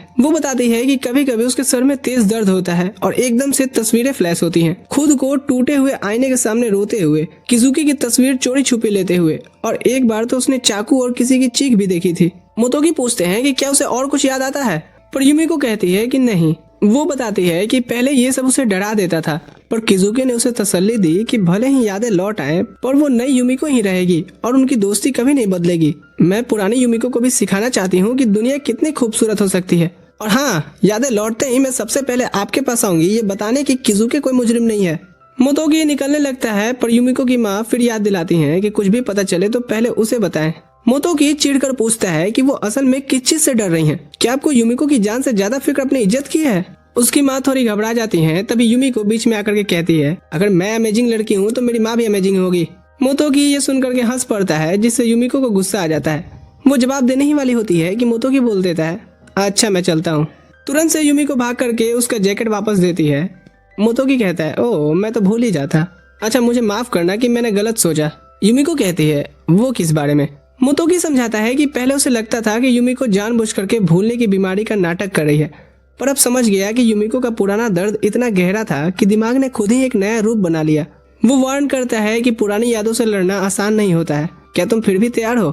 युमिको कहती है कि इस नई जिंदगी में वो हर एक चीज के लिए तैयार है। मोतोकी कुछ जरूरी पूछने जा रहा होता है कि युमिको अचानक घबरा जाती है और कहने लगती है कि नहीं, दिल में आपको नहीं दे सकती, क्योंकि वो तो ऑलरेडी किजुकी का हो चुका है। मोतोकी हक्का बक्का रह जाता है। वो समझाने लगता है कि अबे मैं ये नहीं पूछ रहा था, पर युमिको कहती है, हाँ मैं सब समझ रही हूँ, चुप, मैं ये पूछ रहा था कि क्या वो उसके साथ क्राइम सीन पे चल सकती है? युमिको हाँ कहती है और वो डिसाइड करते हैं कि अगले दिन शाम 4 बजे जाएंगे। अगले दिन मोतोकी, तानिगावा और युमिको साइट पर पहुंचते हैं। रास्ते में मोतोकी बताता है कि ये जगह उसके घर और ऑफिस से काफी दूर है, फिर मैं यहाँ क्यों आई होंगी? वो एक पुराने सुनसान होटल पहुंचते हैं। युमिको बिल्डिंग को देखती है और अचानक उसके सर में तेज चुभन होती है। सब चिंता करते हैं, पर वो कहती है कि मैं ठीक हूँ, चलिए अंदर चलते हैं। अंदर एक लंबे हॉल से होते हुए वो उस जगह तक जाते हैं। तानिगावा बताता है कि पुलिस को लगता है किजुकी और राको का इस केस से कुछ तो लेना देना है। युमिको सामने खिड़की के पास जाती है और उसका दिल घबराने लगता है। तानिगावा उसे फिसलने से बचने को कहता है। तभी मोतोकी पूछता है कि उसके जूतों का साइज क्या है। युमिको बताती है तो मोतोकी दिखाता है कि यहाँ 3 अलग अलग जूतों के निशान है, एक युमिको का, एक किसी और औरत का और एक आदमी का। तानिगावा किनारे की तरफ इशारा करके बताता है कि उन पर युमिको के फिंगरप्रिंट्स भी मिले हैं। इसका मतलब है कि वो किनारे को पकड़कर बचने की कोशिश कर रही थी। मोतोकी कहता है कि अगर युमिको खुद जंप करना चाहती तो जान बचाने की कोशिश क्यों करती। तब युमिको को एक तेज फ्लैश याद आता है। वो किनारे को जान बचाने के लिए जोर से पकड़े होती है। मोतोकी पूछता है कि क्या उसे कुछ याद आ रहा है। तानिगावा कहता है, सर आज का इन्वेस्टिगेशन यही रोक देना चाहिए। पर युमिको जानती है कि अगर वो अब रुक गई तो शायद किजुकी को बेकसूर कभी नहीं साबित कर पाएगी। वो हौसला बांधते हुए दिमाग पर जोर डालती है। उसे एक औरत याद आती है जो रो रही थी, पर युमिको उसकी बातें साफ नहीं सुन पा रही थी। वो बताती है कि वो उस औरत के साथ थी और वो औरत कुछ मना कर रही थी, पर मैं उसे कन्विंस नहीं कर पाई।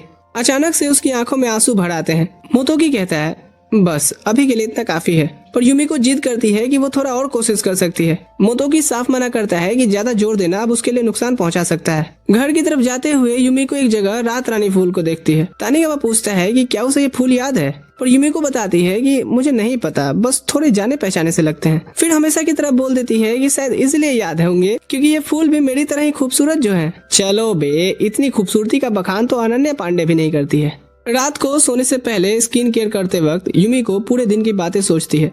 उसके दिमाग में घूमता है कि वो दूसरे दो लोग कौन हो सकते हैं। एक तो आदमी था, पर वो पक्का जानती है कि वो किजुकी नहीं होगा। फिर उसे मिजुनो याद आता है, क्योंकि पहले दिन जब वो ऑफिस पे आई थी तब अजीब सी घबराहट उसे महसूस हुई थी, पर ट्रिप के बाद से सब काफी ठीक हो गया था।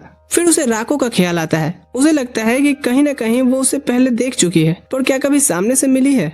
उसे मोतोके की बात याद आती है कि यहाँ जो भी उसे मिला होगा वो ऑफिस के लोगों में से ही होगा, क्योंकि पुरानी युमिको का कोई दोस्त या प्यार वाला रिश्ता ही नहीं था। खुद को देखते हुए वो सोचती है, क्या सच में वो इतनी प्रिटी लगती है, उसे पसंद करने वाले कोई नहीं थे। वो अपना पुराना स्कूल ईयरबुक निकालती है इस बात का प्रूफ ढूंढने के लिए। उसमें उसने अपना चेहरा इतना क्रॉस किया होता है कि दिख ही नहीं रहा था। क्लब्स एक्टिविटी कहीं कोई फोटो नहीं। मेमोरी पेजेस खोलती है, बिल्कुल खाली, कोई किसी का एक सिंगल मैसेज नहीं। वो खुद को तसल्ली देती है कि शायद वो इतनी पॉपुलर होगी कि लोग उसके पास सामने से बात करने आने पे भी घबराते होंगे। जब पेट गुड़गुड़ाता है वो अपने हाथी को शांत करने कन्वीनियंस स्टोर आती है। सेल्फ्स देख रही होती है कि तभी कोई इसका नाम पुकारता है। वो मुड़ती है तो हाशिमोटो होता है। पूछता है कि क्या वो उसे पहचानती है, क्योंकि वो दोनों मिडिल स्कूल में साथ में थे। युमिको सीधा पूछ लेती है, क्या हम दोस्त थे या डेट किए थे? हाशिमोटो कहता है, अरे नहीं नहीं, मैं तो बस इसलिए तुम्हें नोटिस किया क्योंकि तुम तो पूरा बदल गई हो। युमिको पूछती है कि क्या तुम्हें याद है तब मेरे दोस्त कौन थे, मैं किनके साथ घुमा करती थी, क्योंकि मेरा मेमोरी लॉस हो गया है। माफ करना, पर तब तुम अकेली ही रहती थी। पर युमिको फिर भी खुश हो जाती है कि शायद तब भी लोग उससे डर रहे होते होंगे, खास करके लड़के, क्योंकि वो इतनी खूबसूरत जो थी। हाशिमोटो हंस देता है और कहता है कि अगर पहले वो उसका ये वाला रूप देखता तो जरूर उससे दोस्ती करता। दोनों गुड बाय करते हैं और युमिको सोचती है, क्या स्कूल में कोई एक अच्छी यादें नहीं है? जो याद आ रहा है सब उदास या डरा देने वाला है। काश कुछ अच्छी मेमोरीज भी होती। घर जाते वक्त उसे एक दादी आवाज लगाती है। युमिको देखती है, पड़ोसन दादी, बेटा ठीक हो? सुना है तुम गिर गई थी।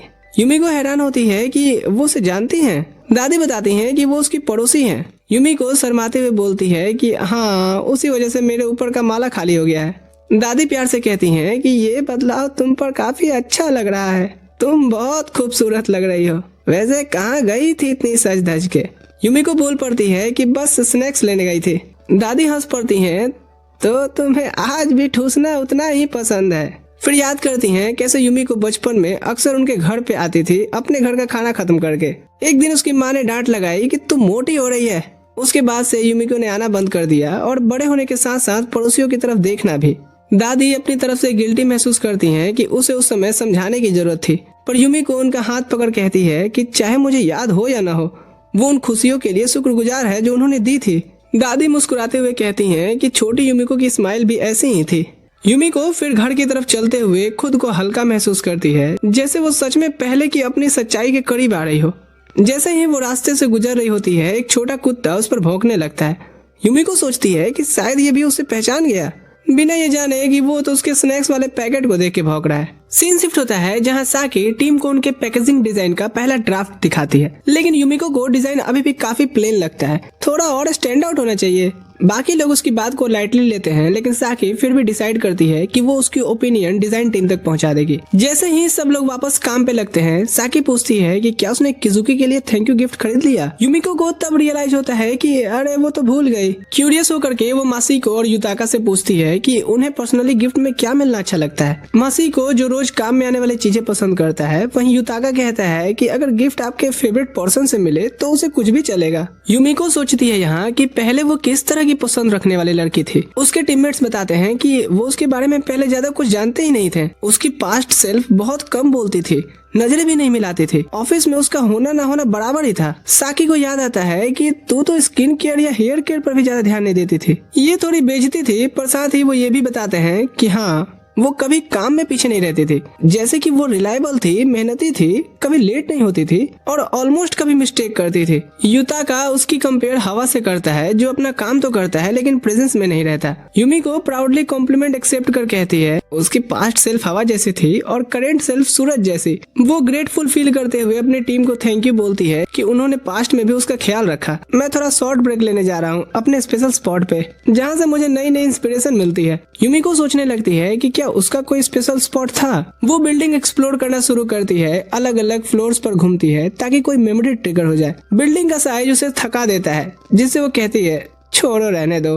आखिर वो एक ऐसे फ्लोर पर पहुंचती है जो पूरी तरह से डार्क होता है। वो अंदर देखती है तो वो जगह उसे अनयूज्ड लग रही थी। वो थोड़ी देर और घूमने का डिसाइड करती है, तभी एक डोर अचानक की करके खुलता है, जिससे वो पैनिक कर जाती है, लेकिन जल्द ही रियलाइज होता है कि वो तो किजुके है। वो बताता है कि वो कॉफी ब्रेक पे आया है। यूमिको स्माइल करती है और बताती है कि वो बस घूम रही थी ताकि कुछ उसकी मेमोरीज ट्रिगर हो जाए। किजुके के चेहरे पर चिंता आ जाती है और वो पूछता है कि क्या उसे कुछ याद आया। यूमिको कहती है कि उसे लगता है कि उसे एक मेमोरी की झलक मिली थी, लेकिन इमेज बहुत जल्दी गायब हो गई। किजुके अचानक उसका हाथ पकड़ कहता है, मेरे साथ आओ। यूमिको अपना मकसद भूल जाती है और उसे खुद में एक एक्साइटमेंट का अलग ही तूफान महसूस होता है। वो उसे एक एबॉन्डेंट लैब में ले आता है और बताता है कि इस जगह से उसकी बहुत सारी मेमोरीज जुड़ी हुई हैं, क्योंकि वो, मिजुनो और ओल्ड रिसर्च डेवलपमेंट टीम यहाँ रात भर काम करते थे। किजुके पर्दा खोलता है, जिससे पूरे शहर का एक स्टनिंग व्यू दिखता है, जो देख यूमिको हैरान रह जाती है। और किजुके कहता है कि यहाँ से व्यू दिन के किसी भी टाइम में खूबसूरत ही होता है, खास करके सनराइज के टाइम।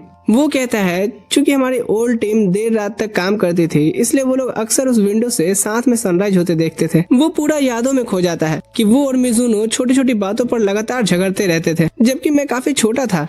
उसे थोड़ा सेल्फ कॉन्शियस फील होता है जब वो रियलाइज करता है कि वो सेंटी हो रहा है। आगे वो बताता है कि काफी पहले यहीं पे उससे एक बार उसकी मुलाकात हुई थी। वो उसे टकरा गया था, जिसकी वजह से उसका नोटबुक जमीन पर गिर गया, जहां वो उसके प्रोडक्ट डिजाइन और प्लान को पढ़ करके पूछता है कि क्या वो प्लानिंग डिवीजन से है, और तुमने चुपचाप सिर्फ हाँ कहा था। फिर मैंने कुछ और बात करनी चाहिए प्लानिंग डिपार्टमेंट से रिलेटेड, पर तुम चुपचाप अपनी सामान ली और भाग गई। शायद तब तुम्हें थोड़ा किसी अनजान से ज्यादा ही करीबी महसूस हो गई होगी। यूमिको सोचती है कि जब किजुकी ने उसकी पास्ट सेल्फ से बात की होगी, शायद वही मोमेंट होगा यूमिको के लिए अपनी फीलिंग्स महसूस करने का। वो व्यू की तरफ वापस देखती है और किजुके से कहती है कि कुछ चीजें अभी भी तो सेम ही हैं, जैसे कि यहाँ से देखने वाला व्यू नहीं बदला, जो हमेशा उसका मूड ठीक करता रहेगा। साथ ही मुझे यकीन है कि मैं तुम्हारे साथ कंफर्टेबल फील करती हूँ। उसे जल्दी ही रियलाइज होता है कि उसके वर्ड्स काफी रोमांटिक लग रहे हैं, और वो जल्दी से क्लेरिफाई करती है कि उसका मतलब सिर्फ फ्रेंडली सेंटिमेंट से था। और किजुकी नॉर्मली उसे थैंक यू कहता है। वो सोचती है कि आज का दिन काफी अच्छा लग रहा है। मुझे पता चला कि लोग उसे तब भी नोटिस करते थे, और ऑफिस के 8th फ्लोर पे उसका एक स्पेशल प्लेस भी था। जब यूमिको वापस प्लानिंग ऑफिस आती है, डिजाइन टीम से दावा अचानक से आती है। कौन है यूमिको, यू लेजी फैट बम, जिससे यूमिको इधर उधर देखने लगती है कि वो किसकी बात कर रही है। दावा इससे और इरिटेट होती है। तुझे बोल रही हूँ मोटी, तुझे एस्थेटिक्स का बिल्कुल सेंस नहीं है क्या, और टेस्टिंग का बहाना बना करके स्नैक्स खाने वाली मुझे डिजाइन सिखाएगी। उसकी बातें यूमिको के सर के ऊपर से निकल जाती हैं। वो कहती है, दरअसल मैं दिन में 3 प्रॉपर मील्स खाती हूँ और साइड में स्नैक्स चलते रहते हैं। वैसे तुम कौन हो मेरी खबर लेने वाली। साकी उसे साइड ले जाकर के धीरे से बताती है कि दावा सालों से उनकी पैकेजिंग डिजाइन हैंडल करती आई है। फिर दावा यूमिको को चैलेंज करती है कि अपना फीडबैक दोबारा बोल के दिखाना, और यूमिको वही बात रिपीट करती है कि डिजाइन देखने में अच्छा है, लेकिन आसानी से भूल जाने वाला लगता है। उसके potato chips better packaging deserve करते हैं क्योंकि प्रोडक्ट यूनिक है। अब दावा का पेशेंस खत्म होने लगता है। वो कहती है कि जो लोग डिजाइनर नहीं होते ना, वो कभी नहीं समझते कि इस काम में कितना टाइम और एफर्ट लगता है, बस बिना समझे और ज्यादा बेहतर का उम्मीद रखते हैं। नॉनसेंस, मैं क्या कंपनी की रसोइया हूँ। यूमिको क्लियर करती है कि वो उसके डिजाइन का मजाक नहीं उड़ा रही, लेकिन दावा यूमिको को ऐसे देखती है जैसे उसने उसे पर्सनली ट्रिगर किया हो। वो डिक्लेयर करती है कि वो अब इस प्रोजेक्ट पर काम नहीं करेगी। जाओ और कोई और डिजाइनर ढूंढ लो जो तुम्हारे मुताबिक काम करे। मिजुनो बीच में समझाने की कोशिश करता है कि यूमिको का क्या मतलब था, लेकिन दावा सुनने से मना कर देती है कि डिजाइन टीम का तो काम कभी कोई सीरियसली नहीं लेता। यूमिको नोटिस करती है कि दावा मिजुनो से भी ऐसे बात करी है जैसे वो उससे भी ऊपर हो, और इससे वो क्यूरियस हो जाती है कि इनका रिलेशनशिप क्या है। अब प्लानिंग डिवीजन में पैनिक फैल जाता है क्योंकि यही एक इकलौती डिजाइनर है जिसे वो अफोर्ड कर सकते थे, और अर्जेंट में हायर किया गया डिजाइनर बहुत ज्यादा चार्ज करेगा। मिजुनो टीम को कहता है कि वो दोबारा दावा को मनाने की कोशिश करेगा, जो काम अभी हो सकता है उस पर फोकस करो। तभी यूमिको अचानक कहती है कि वो खुद पैकेजिंग डिजाइन करेगी। वो पास्ट प्रोडक्ट्स के डिस्प्ले एरिया में भाग करके जाती है कुछ आइडियाज लेने के लिए। एक खास डिजाइन उसका अटेंशन खींच लेता है। उसे रियलाइज होता है कि वो दावा का ही डिजाइन है, जिसमें कंसेप्ट का इंस्पिरेशन कहाँ से लिया गया है वो भी लिखा होता है। अगले दिन दावा नींद में झूलती हुई काम पर आती है। उसके दिमाग में बार बार यूमिको का ख्याल आता है, जिससे वो धीरे धीरे चिढ़ने लगी है क्योंकि उसे यूमिको का ये ओवर कॉन्फिडेंट बिहेवियर बिल्कुल पसंद नहीं। ऑफिस पहुंचकर उसका बॉस बताता है कि मिजुनो ने फिर कॉल किया था और जॉब ऑर्डर्स भेजने का तरीका बदलने को भी ऑफर किया है। फिर भी दावा प्रोजेक्ट वापस लेने से मना कर देती है। तभी यूमिको ऑफिस आ रही होती है और वो कॉन्फिडेंटली उसके पास जाती है कि उसने खुद का डिजाइन बनाया है और दावा की ओपिनियन चाहती है। वो ड्राइंग दिखाती है और दावा तुरंत बोल देती है, ये तो टट्टी है।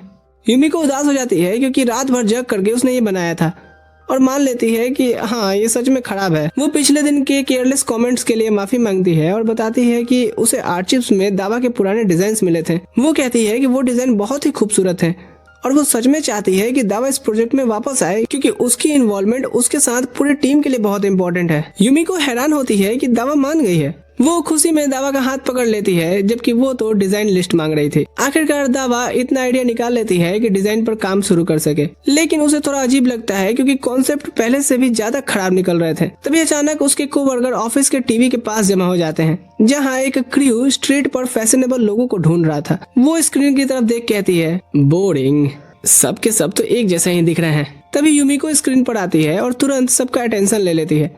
दावा भी उसकी हरकतें देख मुस्कुराती है। तभी उसके दिमाग में एक न्यू डिजाइन का आइडिया आ जाता है। अगले दिन वो यूमिको का ऑफिस के लॉबी में वेट करती है। दावा उसे फाइनली डिजाइन दिखाती है और यूमिको की आंखें चमक उठती हैं।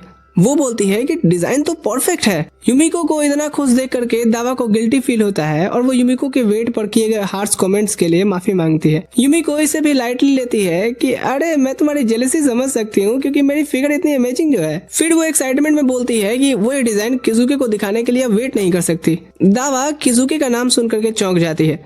जब यूमिको पूछती है कि क्या वो किजुके और मिजुनो दोनों को जानती है तो दावा एडमिट करती है कि वो पहले उनकी दोस्त थी जब तक कि किजुके ने हम सब की फ्रेंडशिप नहीं खराब कर दी। वो बात को बदलने की कोशिश करती है लेकिन यूमिको इंसिस्ट करती है कि एक एम्प्लॉय होने के नाते ये समझना जरूरी है कि क्या हुआ था और वो प्रॉमिस करती है कि ये बात किसी को नहीं बताएगी। आखिर दावा मान जाती है और बताती है कि उसकी मुलाकात मिजुनो और किजुके से 7 साल पहले हुई थी। किजुके हमेशा मुंह पे मेरे डिजाइन की बुराई करता था, इसी वजह से हमारे बीच हमेशा एक टकराव वाला रिलेशन था। उनका पहला प्रोडक्ट एक डेजर्ट फ्लेवर्ड चिप था, लेकिन जल्दी ही बोला गया कि पुअर सेल्स की वजह से उसे बंद कर दिया जाएगा। मिजुनो ने उसे डिसअपॉइंट करने के लिए माफी मांगी, लेकिन किजुके ने कहा कि सब वेट करें क्योंकि वो कुछ सक्सेसफुल बनाने वाला है। उस रात किजुके ज्यादा पीने के बाद बेहोश हो जाता है। दावा कहती है, तुमने ही इसे सर पर चढ़ा रखा है। ऐसी बात नहीं है, प्रोडक्ट फेल होने पे किजुके सबसे ज्यादा अपसेट था क्योंकि उसने ही उसमें सबसे ज्यादा एफर्ट डाला था। ये और तुम काफी सिमिलर से हो, काम को लेके पैशनेट। यूमिको कहती है कि मुझे भी उसकी काम को लेके पैशन दिखती है, इसलिए तो वो और चार्मिंग लगता है। लेकिन सर मिजुनो, वो और किजुके इतने अच्छे दोस्त थे, मुझे ये नहीं पता था। दावा आगे बताती है कि हाँ, पर सब कुछ तब बिगड़ना शुरू हो गया जब राको ने कंपनी ज्वाइन किया। उसकी राको से एक मीटिंग में मुलाकात हुई थी जहाँ उसे पता चला कि राको और किजुके सेम यूनिवर्सिटी क्लब से एक दूसरे को जानते थे, पर किजुके को उसके साथ काम करना इरिटेट करता था। मिजुनो भी राको की जिम्मेदारी लेने में खास कुछ दिलचस्पी नहीं दिखाता, पर हम सब का बॉन्डिंग एक अलग ही वाइब देता था और हमने प्रॉमिस किया कि हम साथ में मिलकर के अच्छे प्रोडक्ट्स बनाएंगे। टाइम के साथ साथ हम चारों काफी क्लोज हो गए और काम के बाद हम ऑफलाइन भी मिल करके दूसरी कंपनीज के स्नैक्स ट्राई करने लगे। एक शाम राको दावा से कहती है कि उसकी कभी कोई फीमेल फ्रेंड नहीं बनी। वो दावा को थैंक्स करती है कि ऑनर की बेटी होने के बावजूद भी वो उसे नॉर्मली ट्रीट करती है। फिर राको ने एडमिट किया कि शायद उसे जॉब छोड़नी पड़े क्योंकि उस पर अरेंज मैरिज का प्रेशर आ रहा है। उसने कहा कि उसे ये शादी नहीं करनी क्योंकि वो पहले से ही किसी और से प्यार करती है। दावा कुछ कह पाती उससे पहले ही लड़के बोलते हैं, हे काफी लेट हो गया है, और मिजुनो ऑफर करता है कि वो राको को स्टेशन छोड़ देगा। दावा नोटिस करती है कि दोनों काफी क्लोज लगते हैं और किजुके के आंख मारने पे उनकी रिलेशनशिप कंफर्म भी हो जाती है। ज्यादा टाइम नहीं गुजरता और राको दावा को बताती है कि वो मिजुनो के बच्चे से प्रेग्नेंट है और उसे डर है कि उसके डैड कैसे रिएक्ट करेंगे। दावा उसे सच बोलने के लिए इनकरेज करती है कि आखिरकार वो तुम्हारा बाप है, कसाई थोड़ी है, समझ जाएगा। वो ये भी प्रॉमिस करती है कि जरूरत पड़ी तो वो उसके साथ खड़ी रहेगी। राको थैंकफुल होती है कि दावा उसके साइड पर है। बात रखी जाती है और आखिरकार घर वाले भी मान जाते हैं और राको और मिजुनो की शादी हो जाती है। यूमिको को ये सब सुन करके रोना आ रहा होता है। वो पूछती है, तुम मेरी शादी में आओगी ना? वो बताती है कि राको और मिजुनो की लव स्टोरी कितनी प्योर लगती है, लेकिन दावा बोलती है कि असली कहानी तो पर्दे के पीछे चल रही थी। यूमिको हैरान हो पूछती है, क्या मतलब है इसका? आगे दावा बताती है कि बच्चा होने पे राको मैटरनिटी लीव पर चली गई और प्लान था कि जब वो एक बार खुद को एडजस्ट कर लेगी तो वापस काम पर आएगी।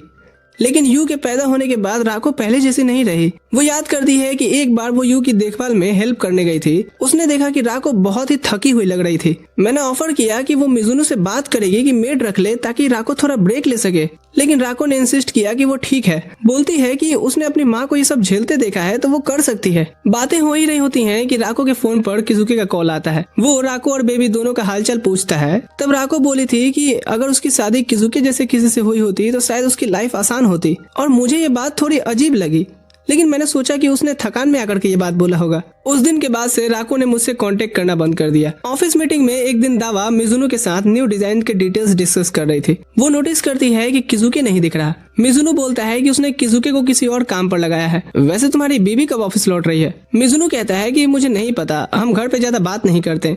बेबी के रोने की वजह से मैं अलग रूम में सोता हूँ। दावा उसे डांटती है कि वो घर पर थोड़ी हेल्प नहीं करा सकता क्या? इससे राको को बहुत ज्यादा अच्छा लगेगा। वो कहती है कि उसे राको पर थोड़ा ज्यादा टाइम देना चाहिए, लेकिन मिजुनो कहता है कि उसे टाइम देने के लिए किजुके है ना। गुस्से में दावा याद दिलाती है कि हस्बैंड होने के नाते तुम्हारा कोई जिम्मेदारी बनता है या नहीं, पर मिजुनो बिना कुछ बोले वहाँ से चला जाता है। अब दावा के दिल में अजीब सी उलझन होती है। नहीं, मैं ज्यादा सोच रही हूँ, काश मैं जो सोच रही हूँ वैसी चीज ना हो। वो डिसाइड करती है कि राको से मिलकर ही सीधा सच सुनेगी।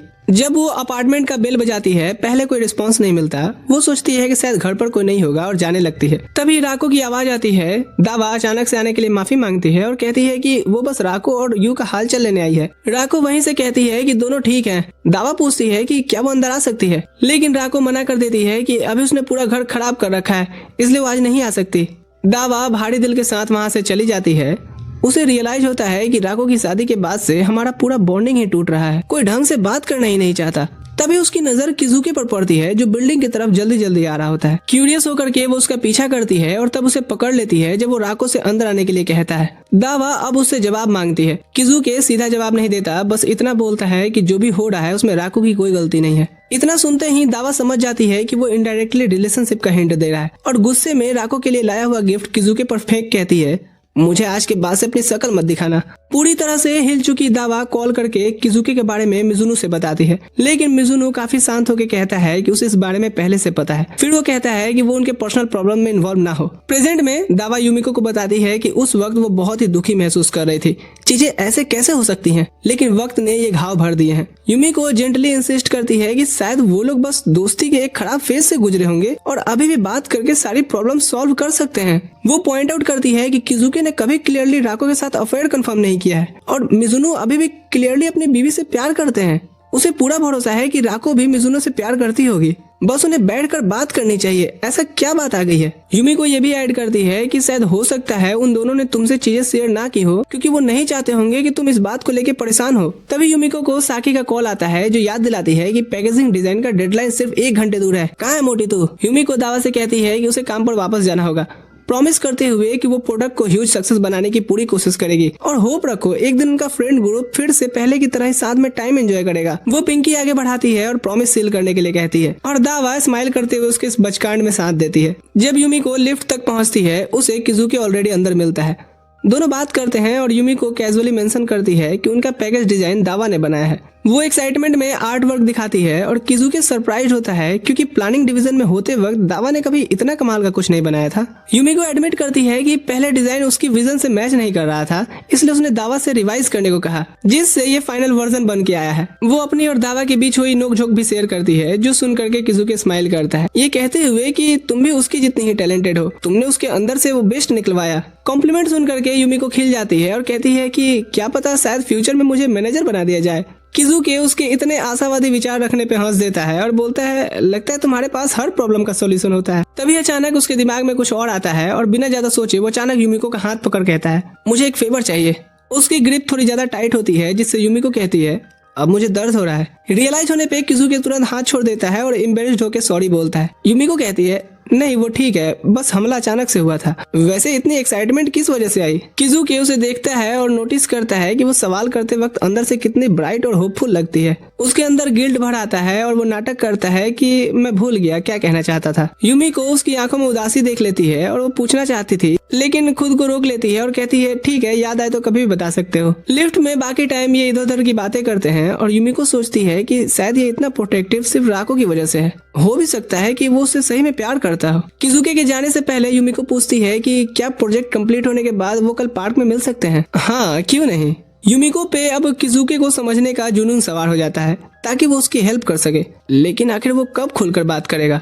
घर जाते वक्त थकी हुई यूमिको को कल के रैप अप पार्टी का ख्याल आते ही मूड ठीक हो जाता है। अरे बाप रे, लेकिन मैंने तो किजुके के लिए गिफ्ट तो लिया ही नहीं। फोन निकाल करके नियरेस्ट डिपार्टमेंट स्टोर सर्च करने ही वाली होती है कि उसे चक्कर आने लगता है। छोड़ो, कल ही ले लूंगी, अभी घर चलती हूँ। अगली सुबह उसका सर काफी भारी सा लगता है और सीढ़ी से उतरते हुए वो धड़ाम से गिर जाती है। ये कौन सा योगा कर रही है? अरे इसे तो बुखार है। उठ जा मोटी, आज समझ में आ रहा है कि इसे 2 रोटी ही खिलाना चाहिए था। पिताजी कहते हैं चलो मैट्रेस लेके आते हैं। उधर किजुके ऑलरेडी पार्क में वेट कर रहा होता है। वो टाइम चेक करता है और मैसेज भेजने का सोचता है, लेकिन टाइम ऑलरेडी ऑफिस का हो गया था। बिल्डिंग में घुसते ही उसका असिस्टेंट उसके साथ चलने लगता है और आज का शेड्यूल याद कराता है। लेकिन किजुके पहले युमिको के डिपार्टमेंट में आता है तो सुनता है कि युमिको हाई फीवर के कारण नहीं आई है। वो बोलते हैं कि प्रोजेक्ट शुरू होने के बाद से वो प्रॉपर्ली सो नहीं पा रही थी, जो सुन किजुके को काफी बेचैनी होती है। इधर युमिको होश में आते ही नोटिस करती है कि उसे रूम में लेटाया गया है। अब कैसा लग रहा है? माँ, मुझे ऑफिस में फोन करना होगा। उसकी जरूरत नहीं है, मैंने बता दिया है कि तुझे तेज बुखार है और कहीं नहीं जा सकती, आराम कर। युमिको को याद आता है कि उसने किजुके से पार्क में मिलने को कहा था, पर वो ज्यादा सोचे उससे पहले उसके आगे माँ गर्मा गर्म खाना रख देती हैं। उसकी तुरंत आंखें भर आती हैं और बचपन की यादें वापस आने लगी थी। वो अपनी माँ से ये शेयर करती है और ये बनाने के लिए उनका थैंक्स कहती है। हाँ चल, अब जल्दी से ठीक हो जा। जब युमिको खुशी खुशी खड़ी होती है, उसकी माँ कहते हुए जाती है कि अब सो जा। माँ, 1 प्लेट और मिलेगा क्या? हाँ, पर इस बार इसमें शहद नहीं दूंगी मोटी। उनके जाने के बाद युमिको काफी खुश होती है इतना दुलार मिलने पे। ऑफिस में मोचा प्लानिंग डिपार्टमेंट को एक स्लिप देने आती है। ये रहा युमिको का एड्रेस। सब लोग साथ में बाहर की तरफ जल्दी करते हैं। ओए, सब एक साथ ब्रेक पे क्यों जा रहे हो? वो कहने की कोशिश करते हैं कि बस आज का सारा काम खत्म हो गया है। रुको, मुझे तुम सबसे कुछ बात करनी है। उधर युमिको अपना टेम्परेचर चेक कर देखती है, अभी भी बुखार है। शाम का 7 बजता देख वो सोचती है पार्टी तो शुरू हो गई होगी। तभी उसकी माँ कहती है, देख तो कौन आया है। सभी अंदर आते हैं और युमिको उठने की कोशिश करती है, लेकिन सब मना करते हुए कहते हैं, अरे लेट ही रहो, हम बस तुम्हें देखने आए थे। सभी तेरे जल्दी ठीक होने का विश कर रहे हैं। युताका तभी मिजुनो की भेजी डॉक्यूमेंट्स देता है जिसमें चिप्स के होलसेलर्स की लिस्ट होती है। युमिको इतनी बड़ी लिस्ट देखकर हैरान हो जाती है। वो एक्सप्लेन करते हैं कि मिजुनो ने कहा है ये लिस्ट उसे दिखाने को और बोलने की जल्दी ठीक हो जाए, मैं सब नहीं संभालने वाला। वो खड़ूस इसी वजह से हमें आने भी दिया। लेकिन युमिको कहती है, ऐसा नहीं है, ये तो सर मिजुनो का अंदाज है, वरना वो कॉल पे भी तो ये बता सकते थे। हे, हम तुम्हारे लिए कुछ और भी लाए हैं। युमिको अपना फेवरेट डेजर्ट देख करके तुरंत हाथ मारती है। वो एक कप खोलकर स्वीट ट्रीट एंजॉय करती है। हंसते हुए कहती है, बीमार होने पे दिन अच्छा जाता है क्या? मुझे तो पता ही नहीं था। फिर वो सभी को थैंक्स बोलती है उसका दिन खास बनाने के लिए। रात को युमिको सोने की तैयारी करती है तो देखती है कि फीवर फाइनली कम हो गया है। वो फोन चेक करती है और किजुके का मैसेज मिलता है, कैसी तबीयत है? उसके बाद एक और मैसेज आता है जिसमें ओल्ड लैब से सिटी की नाइट व्यू की फोटो होती है। उसके नीचे किजुके ने लिखा था कि उसे अच्छी नींद लेनी चाहिए, वरना चेहरा उतरा हुआ सुबह नजर आता है। ये वही बात थी जो युमिको ने उससे पहली मुलाकात में कही थी। वो डीपली काफी टच्ड फील करती है कि किजुके को अभी भी वो मोमेंट याद है। वो अपना नोटबुक खोलती है और अपने पास्ट सेल्फ में लिखती है कि वो लव्ड और वैल्यूड है, बस थोड़ा और होल्ड करे ताकि मैं देख सकूं कि उसे कितना दुलार मिलता था। उधर मोतोकी पूछते हैं कि क्या वो अपने घर जा रहा है या राको से मिलने। किजुके कहता है, आपसे मतलब? जब डिटेक्टिव्स उसे राको के बारे में बार बार मिलने के बाद पूछते हैं तो वो एक्सप्लेन करता है कि वो अच्छे दोस्त हैं, तो मुझे नहीं लगता कि आपको कोई आपत्ति होनी चाहिए। मोटोकी कहते हैं कि लग्जरी रेस्टोरेंट्स में मिलना सिर्फ दोस्तों वाले गुण नहीं है। किजुके उन्हें स्टॉकर बोलकर इग्नोर करता है और जाने लगता है, लेकिन मोटोकी टॉपिक चेंज करके युमिको के साथ उसके रिलेशनशिप पर आ जाता है। किजुके कहता है कि मुझे बस उससे बात करना अच्छा लगता है, वो एनर्जेटिक लड़की है। फिर तो तुम उसकी मेमोरीज वापस लाने की चिंता भी करते होगे। किजुके कहता है, हाँ, पर उससे ज्यादा चिंता मुझे अभी वो ठीक है या नहीं उसकी है। वो फिर से जाने लगता है, बस एक आखिरी रिक्वेस्ट मिस्टर, क्या मैं तुम्हारे जूते देख सकता हूँ? काफी अच्छे हैं, कौन से ब्रांड का है? थोड़ा हैरान होते हुए किजुके उसे दे देता है। मेड इन इटली, ठीक है तुम जा सकते हो। उसके जाने के बाद वो तानागावा से पूछता है, जापानीज साइज में 43 कितना होता है? तानागावा कहता है, 27 नंबर। जो एग्जैक्टली उन साइजेस में से एक है जो हमें क्राइम सीन पर मिले थे। अगली सुबह, हुर्रे, फाइनली आज मैं सबसे मिलूंगी, खास करके किजुके से। तभी उसे मैसेज दिखता है। किजुके कहता है कि पार्क की जगह एक कैफे में मिलते हैं। वो बात करते हुए लोकेशन तक पहुंच जाती है और किजुके उसे देख करके आवाज देता है। दोनों एक छोटे से कैफे में होते हैं जहां सिर्फ कुछ ही कस्टमर्स थे। किजुके अचानक प्लान चेंज करने के लिए सॉरी बोलता है और एक्सप्लेन करता है कि डिटेक्टिव्स उसका पीछा कर रहे हैं। ये सुनकर युमिको कहती है कि उसे घबराने की बिल्कुल भी जरूरत नहीं है। किजुके कहता है कि मैं घबरा नहीं रहा, बस कैफे में मिलेंगे तो प्रूफ रहेगा इस चीज का, और कौन आ रहा है जा रहा है ये भी दिखेगा। खाते वक्त युमिको अपने टीम के साथ हुई वो रिसेंट बातचीत का टॉपिक छेड़ती है, जहाँ अपोजिट जेंडर को कौन सा गिफ्ट मिलना अच्छा लगता है ये टॉपिक था। थोड़ी शर्माते हुए वो पूछती है कि किजुके का इस पर क्या राय है। मुझे तो स्वीट्स पसंद है, और कोई महंगी चीज दे तो मुझे बिल्कुल पसंद नहीं आता। मुझे खुद को गिल्ट लगने लगता है। और स्वीट्स में एंजॉय भी कर सकता हूँ और प्रोडक्ट इंस्पिरेशन में भी काम आ जाएगी। उसका सिंपल और सिंसियर जवाब युमिको के दिल में उसके लिए और रिस्पेक्ट बढ़ा देता है। किजुकी पूछता है कि क्या वो किसी मेल फ्रेंड के लिए गिफ्ट लेने वाली है और कैजुअली बोलता है कि हाँ, शायद तुम्हारे काफी फ्रेंड्स होंगे। युमिको फ्रीज हो जाती है। उसे अब समझ नहीं आता है कि क्या बोले। एक तरफ सच बताने का मन होता है पर दूसरी तरफ सरप्राइज खराब होने का डर। किजुकी उसे गुड लक विश करता है कि चिंता ना करो, अगर वो तुम्हारा अच्छा दोस्त होगा तो तुम्हारी पसंद को अप्रिशिएट करेगा। उसकी काइंडनेस युमिको के दिल को और भी भारी करने लगती है और सोचती है कि तुझे तो खबर ही नहीं है वो बेखबर। तभी उसे राको का ख्याल आता है और वो इस बारे में भी बात करना चाहती है, लेकिन क्या जवाब उधर से आएगा इस डर से वो पूछती ही नहीं। लंच के टाइम साकी बोलती है कि अगर युमिको आंसर चाहती है तो सीधा किजुके से उसके बारे में क्यों नहीं पूछ लेती। बिना ये बताए कि किस बारे में बात हो रही है वो मोचा से पूछती है कि अगर युताका किसी और लड़के के साथ मिलता जुलता है तो तुम कैसा फील करोगी। मोचा जवाब देती है कि मुझे कोई प्रॉब्लम नहीं होती, जरूरी नहीं कि मिलना जुलना डेट ही हो, वो किसी ओल्ड फ्रेंड से मिल रहा हो सकता है या कोई और जो उसके लिए काफी अहमियत रखता है। मैं हर एक बात जान करके उस पर बर्डन कभी नहीं बनूंगी और वैसे भी वो चीज हमें परेशान कभी नहीं करेगी जो हम जानते ही नहीं है।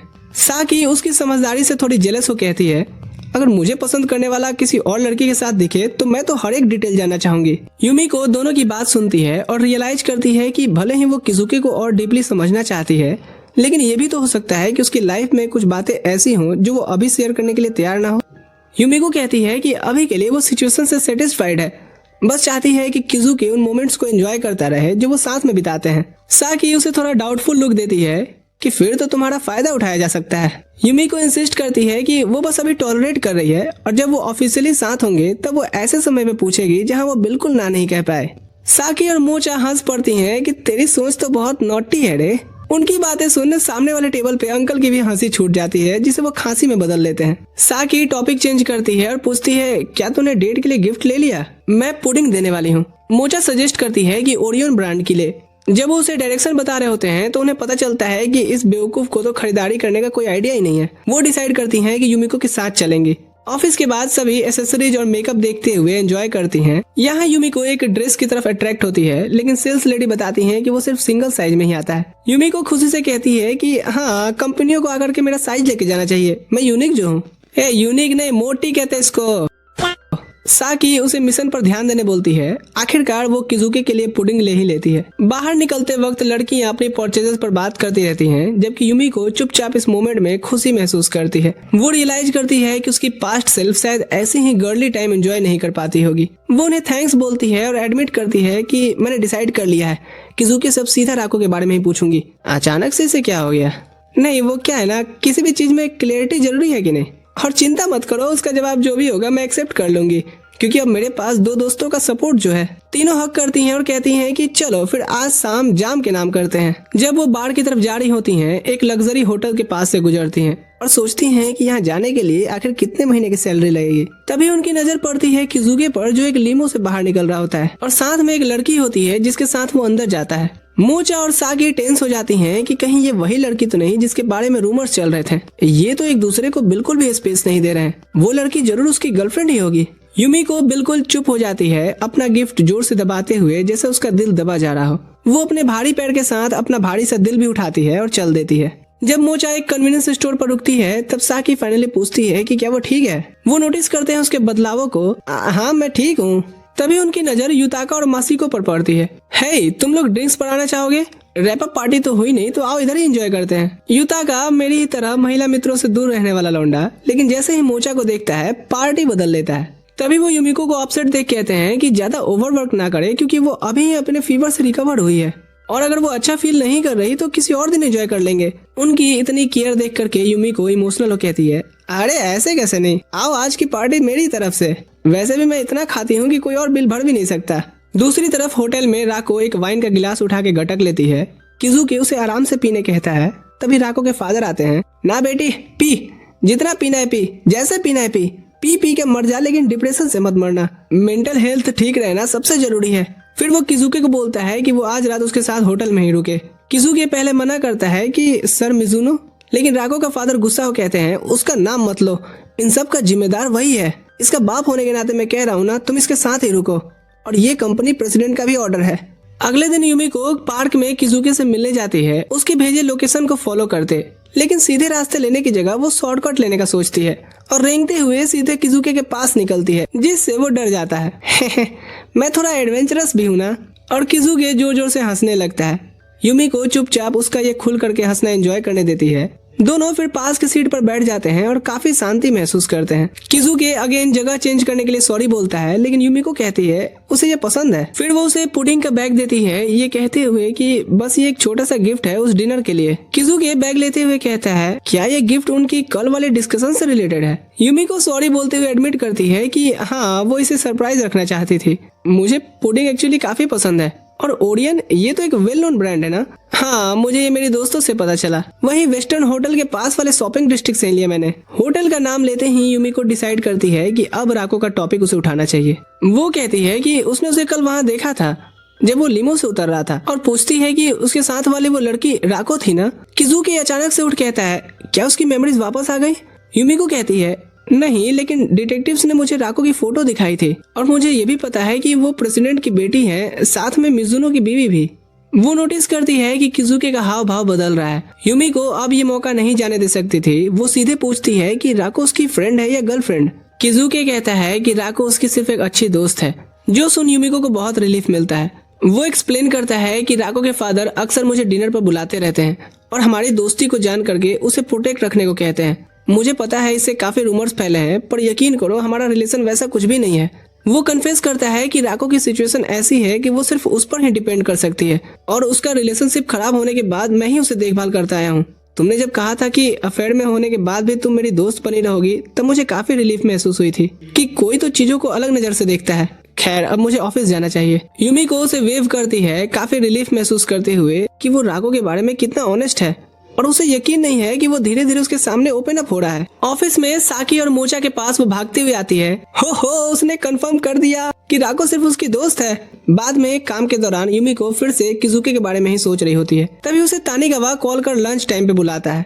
रेस्टोरेंट में वो बताता है कि क्राइम सीन पर जो जूतों के निशान मिले थे उनमें से एक किजुके के साइज से मैच करता है। वो पूछता है कि याद करे कि क्या गिरते टाइम किजुके की प्रेजेंस उसने महसूस की थी। जवाब देने के बजाय युमिको इरिटेट हो जाती है। बहुत से मर्दों के जूते का साइज किजुके जैसा हो सकता है और वैसे भी वो ऑलरेडी बोल चुका है कि वो अफेयर में नहीं है। तानिगावा थोड़ा मोतोकी बन कहता है, कोई अफेयर में है ये एडमिट करेगा क्या रे मोटी? युमिको कहती है, हाँ, ऐसे तो मुझे सर मोटोकी ट्रीट करते हैं। वो कहाँ है? तानिगावा बताता है कि वो आज छुट्टी पर है। क्यों, उनका ही इंटेरोगेशन मिस कर रही हो क्या? अरे नहीं, मैं तो बस थोड़ा हैरान हूँ कि उनके जैसा पर्सनालिटी वाला बंदा भी छुट्टी लेता होगा। तानिगावा कहता है कि सर मोटोकी साल में सिर्फ एक ही दिन छुट्टी लेते हैं, जहां वो अपनी फैमिली की ग्रेव विजिट करने जाते हैं, क्योंकि ये दिन उनके लिए काफी खास होता है। मोतोकी इधर जब अपने फैमिली ग्रेव पर प्रेयर कर रहा होता है, तभी मात्सुनो और उसका बेटा अचानक वहां दिखते हैं। मात्सुनो पोलाइटली मोतोकी को ग्रीट करती है और अपने बेटे से भी कहती है प्रणाम करने, पर बच्चे को मोतोकी की शक्ल चोर जैसी लगती है, इसलिए वो नहीं करता। उसकी माँ उसे डांटती है, पर मोतोकी अब जाने बढ़ता है। सुनिए तो, ये वही बच्चा है जो उस दिन मेरे पेट में था। पर मोतोकी स्टिल कोई आंसर नहीं करता। आपने आज तक मुझे माफ नहीं किया। मोतोकी चुपचाप ग्रेवयार्ड से निकल जाता है। इधर युमिको पूछती है, ऐसा भी क्या खास दिन है आज? लेकिन वो इस पर ज्यादा ध्यान नहीं देती और पूछती है कि जूतों के साइज के अलावा और कुछ पता चला क्या? तानिगावा कहता है, नहीं। तो इतनी सी बात कॉल पे भी तो बताई जा सकती थी। तानिगावा कहता है कि दरअसल मैं बस चेक करना चाहता था कि क्या तुम्हें कुछ याद आया इससे, क्योंकि पर्सनली किजुके मुझे भी सस्पिशियस लगने लगा है। क्या कहा तुमने?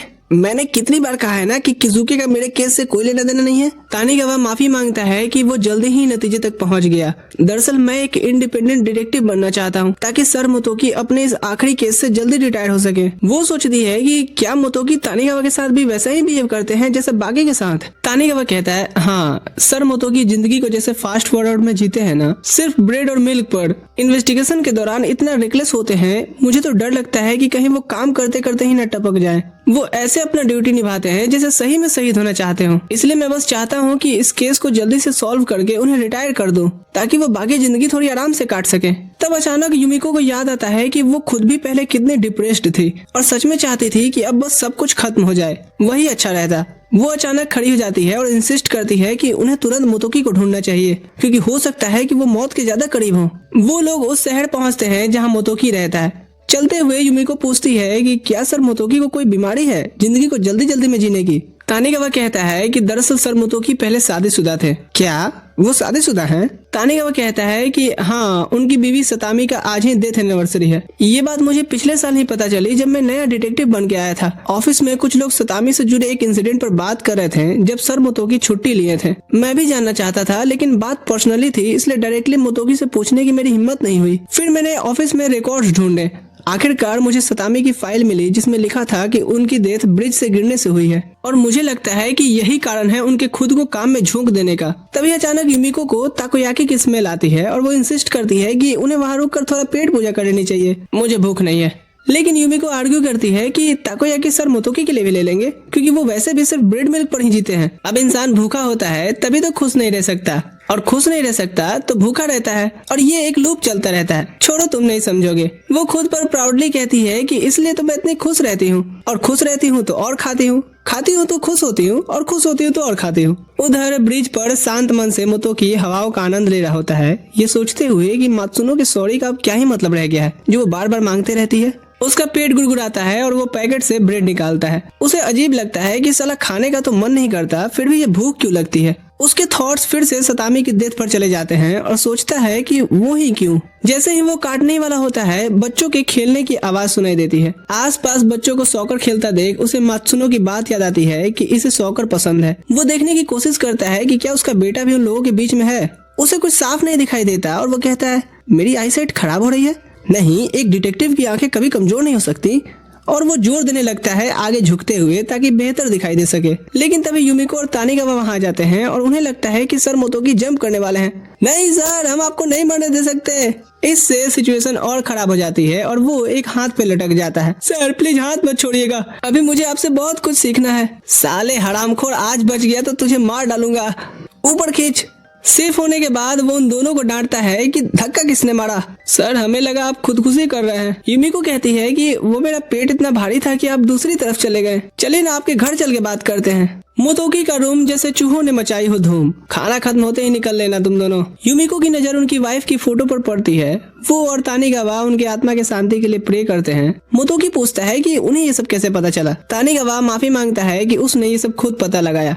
मोतोकी कहता है कि चिंता की जरूरत नहीं है, 4 साल हो चुके हैं, अब यादें भी कम खलती हैं। पर किताबों पे धूल लगने से कहानियां कहाँ बदलती हैं। आपको हमसे सब शेयर करना पड़ेगा। ये बिल्कुल ठीक नहीं है, खास करके इसीलिए क्योंकि अब तो आप प्यार में शहीद होना चाहते हैं। मोतोकी कहता है फालतू बात मत करो, ऐसा कुछ भी नहीं है। लेकिन युमिको उसे डांटती रहती है और पॉइंट आउट करती है कि ये आपका चेला हमेशा टेंशन में रहता है आपके बिहेव को लेकर के, कि जैसे आप काम करते हुए मरना चाहते हैं। मोतोकी कहता है कि शायद ये इतना बुरा भी आइडिया नहीं है। वो कहता है कि अब उसे फर्क नहीं पड़ता कि वो कब मरता है, क्योंकि उसके पास वैसे भी जीने का कोई मकसद नहीं है। चीजों को हेवी से लाइट करने के लिए युमिको ताकोयाकी आगे कर कहती है, खाते हुए बात करते हैं वरना ठंडा हो जाएगा। पर मोतोकी मना कर देता है। युमिको इरिटेट हो कहती है, आपकी लोगों को दूर भगाने की आदत बड़ी खराब है। आपकी वाइफ जरूर बहुत ही काइंड इंसान रही होगी, इतने रूड आदमी से शादी जो कर ली। मोतोकी मान लेता है कि हाँ, वो सच में बहुत ही अच्छी थी, इतनी अच्छी थी कि उसकी अच्छाई उसकी मौत का कारण बन गई। तानिगावा फिर से माहौल हेवी फील करता है, लेकिन युमिको टॉपिक बदलते हुए पूछती है कि आप दोनों मिले कैसे, पहले ये बताइए। दोनों को प्यार कैसे हुआ, क्या ये सही टाइम है? युमिको बोलती है कि बिल्कुल सही टाइम है। वैसे भी सर मोतोकी कहे हैं कि अब तो 4 साल हो गया। और वो क्या थी आगे की लाइन? ये लड़की भी ना। ठीक है, बैठ जाओ। वो बताता है कि उसकी और सतामी की पहली मुलाकात कन्वीनियंस स्टोर में हुई थी, जब दोनों एक ही मिल्क पैकेट के लिए हाथ बढ़ाए थे। सतामी ने इंसिस्ट किया कि वो ही रख ले क्योंकि उसे दूध पीने की ज्यादा जरूरत है। वो निकलने वाला होता है कि सतामी पूछती है, शहर में अक्सर तुम्हें सूट पहनते हुए देखती हूँ, आज छुट्टी है क्या? मोतोकी कोई आंसर नहीं करता, लेकिन सतामी तो फिर भी अपनी बातें शेयर करती रहती है, जब तक उसे रियलाइज नहीं होता कि अरे वो तो उसका टाइम बर्बाद करने लगी। माफ करना, अजीब लड़की है। बाद में वो उसे शहर में कई बार अपने काम के दौरान नोटिस करता है, हमेशा किसी न किसी की मदद करते हुए। धीरे धीरे मुझे समझ आने लगा कि ये इत्तेफाक से नहीं दिखती, बल्कि मेरा ही ये रूटीन सा बन गया है उसके रास्ते से होके जाना। एक दिन मोतोकी उसका उस कन्वीनियंस स्टोर के बाहर वेट किया जहाँ वो अक्सर आती थी, और उसके लिए लास्ट पैकेट मिल्क खरीद करके रखा था। और फिर वहीं से उनका रिश्ता शुरू हुआ और आगे चल के हमने शादी कर ली। शादी कोई धूमधाम से नहीं हुई थी, लेकिन दोनों साथ में खुश थे। वो याद करता है कि एक दिन छुट्टी पर वो मूवी देखने जाने वाले थे। थिएटर जाते वक्त सतामी मात्सुनो को देखती है, जो उस वक्त प्रेग्नेंट थी और काफी सामान कैरी कर रही थी। सतामी ये देख मोतोकी को बोलती है कि वो जाके तब तक टिकट्स ले, और वो इस लेडी को सीढ़ियां चढ़ाने में मदद करती है। मोतोकी चल देता है बिना ये जाने कि वो अपने इस डिसीजन पर जिंदगी भर अफसोस करने वाला है। ग्रोसरी में मदद करते हुए सतामी को पता चलता है कि मात्सुनो की डिलीवरी डेट पार हो चुकी है। डॉक्टर ने उसे ज्यादा वॉक करने को बोला है, तो सोचा बाजार से सामान ही ले आऊं। पेडेस्टेरियन ब्रिज पर पहुंचकर सतामी उसकी हेल्प करने लगती है। तभी मात्सुनो को तेज दर्द होता है और वो पीछे की तरफ गिर पड़ती है और उसे बचाने में बदकिस्मती से सतामी का सर जमीन से टकरा जाता है। मोतोगी को जैसे ही खबर मिलती है वो भागकर पहुंच गया, पर डॉक्टर्स के चेहरे पर सीरियसनेस देख करके उसे समझ आ गया कि वो उसे अब हमेशा के लिए खो चुका है। वो खुद को दोष देता है और सोचता है कि काश टिकट ले जाने में उसे भेज देता तो शायद ऐसा कुछ भी न होता, और अब वो पूरी जिंदगी इसी रिग्रेट के साथ जीने को मजबूर है। प्रेजेंट में युमिको उसे ताकोयाकी खाने को बोलती है। बस बहुत हो गया, तुम्हें क्या खाने के अलावा और कुछ नहीं सोचता? युमिको कहती है कि उसे खाना खाना चाहिए क्योंकि वो अभी जिंदा है। मेरी मेमोरी धुंधली है, लेकिन मुझे पक्का याद है कि जैसे मेरी पर्सनालिटी थी, कभी न कभी मैं खुद को मारना जरूर चाहती होंगी, पर मैंने सीखा कि जिंदा रहना कितना अच्छा हो सकता है। वो बताती है कि अब वो रोज सुबह फ्रेश फील करते हुए उठती है, पार्क में वॉक करती है, रोमांस का वेट करती रहती है, फ्रेंड्स के साथ कैफे जाती है, पेट भर करके ठूसती है और टांग पसार के सो जाती है ताकि अगले दिन फिर से फ्रेश फील करके उठ सके। वो कहती है कि और आप भी ये सब बिना महसूस किए नहीं मर सकते, और सबसे पहले तो ये जाने कि ताकोयाकी का टेस्ट कैसा होता है। मोतोगी कहता है कि ऐसा बोल रही है जैसे मैंने जिंदगी में खाई ही ना हो। नॉनसेंस। युमिको को चुप कराने के लिए वो थोड़ा सा खाने का डिसीजन लेता है। टेस्ट में ठंडे हो चुके हैं पर फिर भी अच्छे लग रहे हैं। फिर इसके बाद वो उधर ही ब्रिज के पास वाले पार्क में टहलने का डिसाइड करते हैं। मौसम काफी अच्छा है ना? मोतोगी कहता है ह्यूमिडिटी ज्यादा है। तानिगावा यहाँ युमिको की तारीफ करता है कि कैसे ये मेमोरी लॉस होने के बाद से हर दिन को अप्रिशिएट करके जीती है। अचानक युमिको एक बिल्ली नोटिस करती है और तानिगावा भी भाग करके उसके साथ खेलने चल जाता है। इधर मोतोगी के पास एक बॉल रोल होती हुई आती है। वही लड़का भाग करके आता है और उसे पहचान लेता है। मोतोगी भी उसे पहचान लेता है और उसे बॉल वापस करता है। वो लड़का थोड़ा देर रुक कर कहता है, मुझे माँ ने बताया आंटी के बारे में कि उनकी वजह से ही वो जिंदा है। उन्हें तो थैंक्स नहीं बोल सकता पर आपको बोलता हूँ। फिर वो वापस अपने गेम में भाग जाता है। मोतोगी उसे देखते हुए मुस्कुराता है कि ये बच्चा कितना छोटा है, फिर भी अपने से बड़े लोगों के साथ टक्कर लेने की पूरी कोशिश कर रहा है। वो आसमान की तरफ देखता है और सतामी से बोलता है कि जिस जिंदगी को तुमने बचाया वो एक दिन कमाल करेगा। एक पल के लिए मोतोगी को लगता है जैसे सतामी उसे देखकर कह रही हो, देखा मेरी पावर। वो वापस युमिको और तानिगावा के पास आता है जो खुशी खुशी बिल्ली के साथ खेल रहे होते हैं। मैंने जब कहा था कि मरने से फर्क नहीं पड़ता, उसका मतलब सिर्फ ये था कि काम करते वक्त मरने से फर्क नहीं पड़ता, यानी नीडर होकर के। बोक का साले, इतना ज्यादा इमोशनल पार्टनर के साथ होते हुए मैं मर सकता हूँ क्या? तानिगावा खुशी से उसके गले लग जाता है। अरे बस कर, अब क्या पप्पी लेगा? आखिरकार गांव वालों रामुने चिप्स ऑफिशियली रिलीज हो जाती है। शहर भर में एड्स चलना शुरू हो जाते हैं, ऑनलाइन भी रील्स बनती है। ब्लू कुरकुरे चिप्स का कॉन्सेप्ट लोगों का ध्यान तुरंत अपनी ओर खींच लेता है। छोड़ियों लोगों में भी काफी पसंद किया जाता है और इन्फ्लुएंसर्स और सेलिब्रिटीज भी चिप्स के बारे में रेडियो पर बात करना शुरू कर देते हैं। जल्द ही ये चीज ऐसे ही करते करते वायरल ट्रेंड पकड़ लेती है, जिससे डिमांड्स बढ़ने लगती हैं और स्टोर्स में चिप्स जल्दी जल्दी सोल्ड आउट होने लगते हैं। 2 हफ्तों बाद रामुने चिप्स की सक्सेस रिपोर्ट आती है। सर, क्या कंपनी को बोनस प्रिपेयर करना चाहिए, क्योंकि काफी टाइम बाद प्लानिंग डिपार्टमेंट ने इतना बड़ा हिट मारा है। किजुके एग्री करता है कि हाँ, वो इसके हकदार भी हैं। कुछ ही देर बाद बारबेक्यू का अनाउंसमेंट उन्हें मिलता है। साकी पॉइंट आउट करती है कि अनाउंसमेंट सीधे वाइस प्रेसिडेंट से आया है। इसका मतलब है कि किजुके भी वहाँ आएगा। युमिको एक्साइटेड हो जाती है कि वो बारबेक्यू एंजॉय करता हुआ कैसा लगेगा। वो तुरंत से मिजुनो से पूछती है कि क्या वो दावा को भी इनवाइट कर सकते हैं। जाओ बे, जो करना है करो, तुम लोगों पे कंपनी मेहरबान है, लूट लो जाके। उस शाम किजुके फिर से होटल में राको के साथ डिनर कर रहा होता है। वो कैजुअल बात करने की कोशिश करता है, लेकिन राको पता नहीं इसको कौन सा सुखरोग धैले है। जब किजुके को युमिको का मैसेज आता है, वो पढ़ करके मुस्कुरा देता है। ये रिएक्शन राको तुरंत नोटिस कर लेती है और पूछती है कि ऐसी क्या बात है जो काफी खुश हो गए। हाँ, वो आजकल काम करना भी काफी मजेदार लगने लगा है। पहले मुझे प्लानिंग डिपार्टमेंट छोड़ने पे टीम के लिए बुरा लगता था, लेकिन नई टीम को इतना अच्छा परफॉर्म करते देख उसे बहुत तसल्ली मिलती है और अब मैं सिर्फ अपने रोल में रह करके उन्हें सपोर्ट करना चाहता हूँ। जब वो बारबेक्यू होस्ट करने का मेंशन करता है तो नोटिस करता है कि राको तो अपने ही थॉट्स में खो गई है। सीन शिफ्ट होता है जहाँ सभी पिकनिक जैसा एनवायरनमेंट फील करते हैं। किजुके को खुद ग्रिल संभालते हुए देख सभी कोई गिल्टी फील करते हैं कि वाइस प्रेसिडेंट इतनी मेहनत कर रहा है। युमिको थोड़ी देर पीछे रह करके उसे एडमायर करती है कि वो कितना हैंडसम लग रहा है। आखिर में वो हाथ उठा करके वेव करती है। तभी मिजुनो आता है, जिसे किजुके तुरंत देख करके वेलकम करता है कि उसे खुशी है कि मिजुनो भी टीम के साथ सेलिब्रेट करने आया है। मिजुनो कुछ नहीं बोलता, तभी देखता है कि युमिको उसे घूर रही थी, जैसे वो उसे याद दिला रही हो कि किजुके से अच्छे से पेश आइए। मिजुनो धीरे से किजुके को थैंक्स बोलता है और वहाँ से चला जाता है। अब किजुके मुस्कुराते हुए युमिको की तरफ देखता है और सोचता है कि इसमें भी इसी का हाथ होगा। कुछ देर बाद दावा आती है और वो और युमिको मिल करके रामुने चिप्स के सक्सेस सेलिब्रेट करते हैं। सुनो, मैं ड्रिंक्स लेके आई। तब तक तुम हमारे वाइस प्रेसिडेंट से बात करो। दावा थोड़ी कंफ्यूज होती है, तभी उसके साइड में बैठ किजुके धीरे से हाय करता है। तुरंत से युमिको वापस आती है और दोनों को रोस्टेड मार्शमेलो पकड़ा देती है।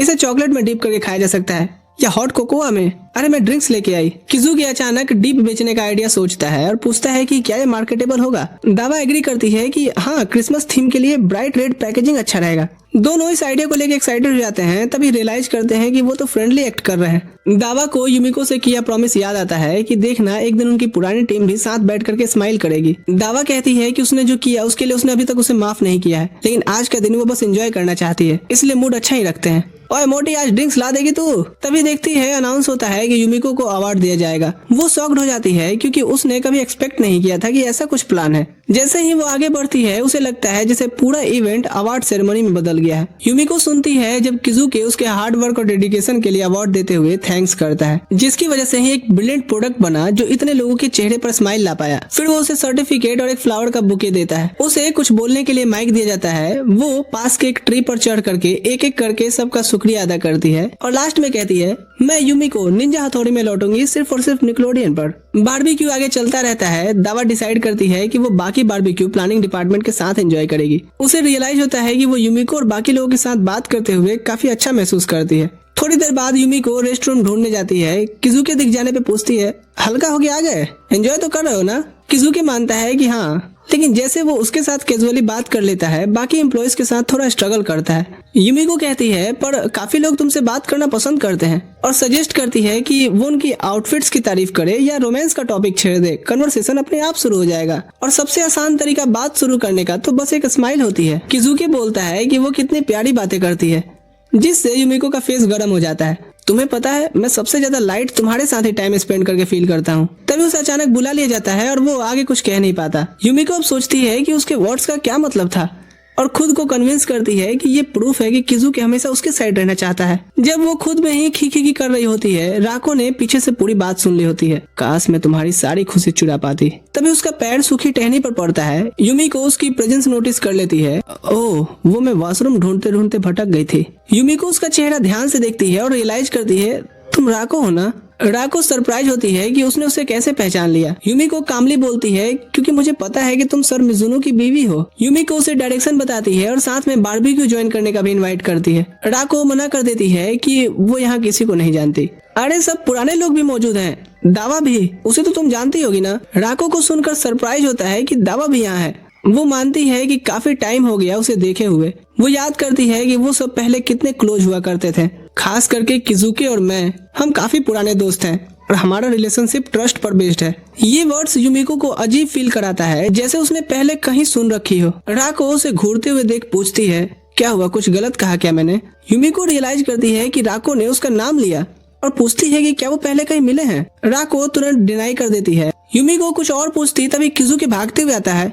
राको, इससे दूर रहो, कुछ किया तो नहीं ना तुमने? राको स्माइल कर कहती है, नहीं, हम तो बस बात कर रहे थे। किजुके राको को अचानक से आने के लिए डांटता है, फिर उसका हाथ पकड़ करके उसे वहां से ले जाता है, युमिको से कहते हुए कि सभी को बता देना कि मैं एक अर्जेंट मीटिंग में चला गया। उसे जाते देख वो सोचती है कि क्या वो पहले राको से कभी मिल चुकी है। अब तक पूरी राम कथा मिजुनो और डिटेक्टिव चुपचाप सुन चुके थे। सर, एक्शन लेना चाहिए क्या? लेकिन मोतोकी उसे शांत रहने को कहता है कि अगर कोई भी युमिको को नुकसान पहुंचाने की कोशिश करेगा तभी हम गुनहगार को रंगे हाथों पकड़ लेंगे। तानिकावा कहता है, यस सर, और इस बार हम लोग युमिको को प्रोटेक्ट कर सकते हैं। कुछ देर बाद प्लानिंग डिपार्टमेंट बैडमिंटन खेल रहा होता है। वहीं मिजुनो और दावा साइड से देख रहे होते हैं। युमिको उन्हें देखकर अफसोस करती है कि वो राको से नहीं मिल पाए। वो दावा को बताने का सोचती है, लेकिन फिर डिसाइड करती है नहीं, इससे सिर्फ एंजाइटी बढ़ेगी। इससे पहले वो और यादों में खोए कॉर्ड आकर के सीधा उसके माथे पे लगता है। सभी पैनिक करने लगते हैं। अरे मैं ठीक हूँ, पर नाक के साइड से और अपने हाथ में खून बहता देख उसके दिमाग में एक और मेमोरी फ्लैश होती है। थोड़ी देर में वो एक बेंच पर सो रही होती है। दावा उसे चेक करती है और बताती है कि इवेंट खत्म हो चुका है, सब साफ सफाई में लग गए हैं और किजुकी भी किसी अर्जेंट काम से जा चुका है। थैंक्स युमिको, मैं ग्रेटफुल हूँ कि तुमने मुझे इनवाइट किया। मैंने किजुकी से बात की। हाँ, मैंने अभी उसे माफ नहीं किया है, पर उसके पास से आ रही वाइब बताती है कि वो सच्चा है। जरूर उसके पास राको के साथ रहने का कोई जेन्युइन रीजन है। युमिको सोचती है कि दावा को भी सच पता होना चाहिए। वो कहती है कि किजुकी राको को घर छोड़ने के लिए जल्दी चला गया। वो यहाँ आई थी और मुझे लगा वो इवेंट की हिस्सा है, तो मैंने उसे सबके साथ ज्वाइन करने को इनवाइट भी किया। तभी थोड़ी देर में किजुकी घबराते हुए आया और राको के यहाँ आने से परेशान लग रहा था। यूमिको ये भी कन्फेस करती है कि राको की शक्ल मुझे कहीं जानी पहचानी सी लगी, जैसे मैं उसे जानती हूँ। दावा को समझ नहीं आता कि राको और यूमिको कब मिले और ये क्या बोल रही है। यूमिको को ध्यान आता है कि अरे मैंने तो तुम्हें बताया ही नहीं कि मेरी मेमोरी लॉस हो चुकी है। पहले तो दावा सोचती है कि वो मजाक कर रही है। चुप कर मोटी, कॉर्क लगने से किसका मेमोरी लॉस होता है। तब यूमिको क्लियर करती है कि वो इस चोट की बात नहीं कर रही। पूरी राम कथा सुनने के बाद दावा उसे माफी मांगती है उसकी मेमोरी लॉस पर हंसने के लिए। यूमिको आगे बताती है कि डिटेक्टिव्स ने कंफर्म किया है कि वहाँ एक आदमी और एक औरत दोनों प्रेजेंट थे। दावा इस बात पर भड़क जाती है कि वो राको पर इल्जाम लगाने की कोशिश कर रही है। वो बहस करती है कि वो आदमी भी तो हो सकता है जो लेडीज चप्पल पहन के आया हो। वो पूछती है कि क्या उसे किजुके पर डाउट नहीं है। यूमिको तेजी से कहती है कि किजुके इनोसेंट है। थोड़ी बहस के बाद दोनों शांत हो जाते हैं और एक दूसरे से माफी मांगते हैं। फिर दावा पूछती है कि क्या राको ने तुमसे ऐसे बात किया जैसे वो तुम्हें जानती हो। यूमिको कहती है नहीं, पर वो मेरा नाम कैसे जानती है, कहीं मैं पॉपुलर तो नहीं हो गई। चुप कर मोटी, हर समय मजाक ही लगता है क्या तुझे। हमें इन सवालों का जवाब एक ही इंसान दे सकती है, वो खुद राको है। जैसे ही वो प्लान पे बात करते हैं मिजुनो झाड़ियों से निकल कहता है धप्पा।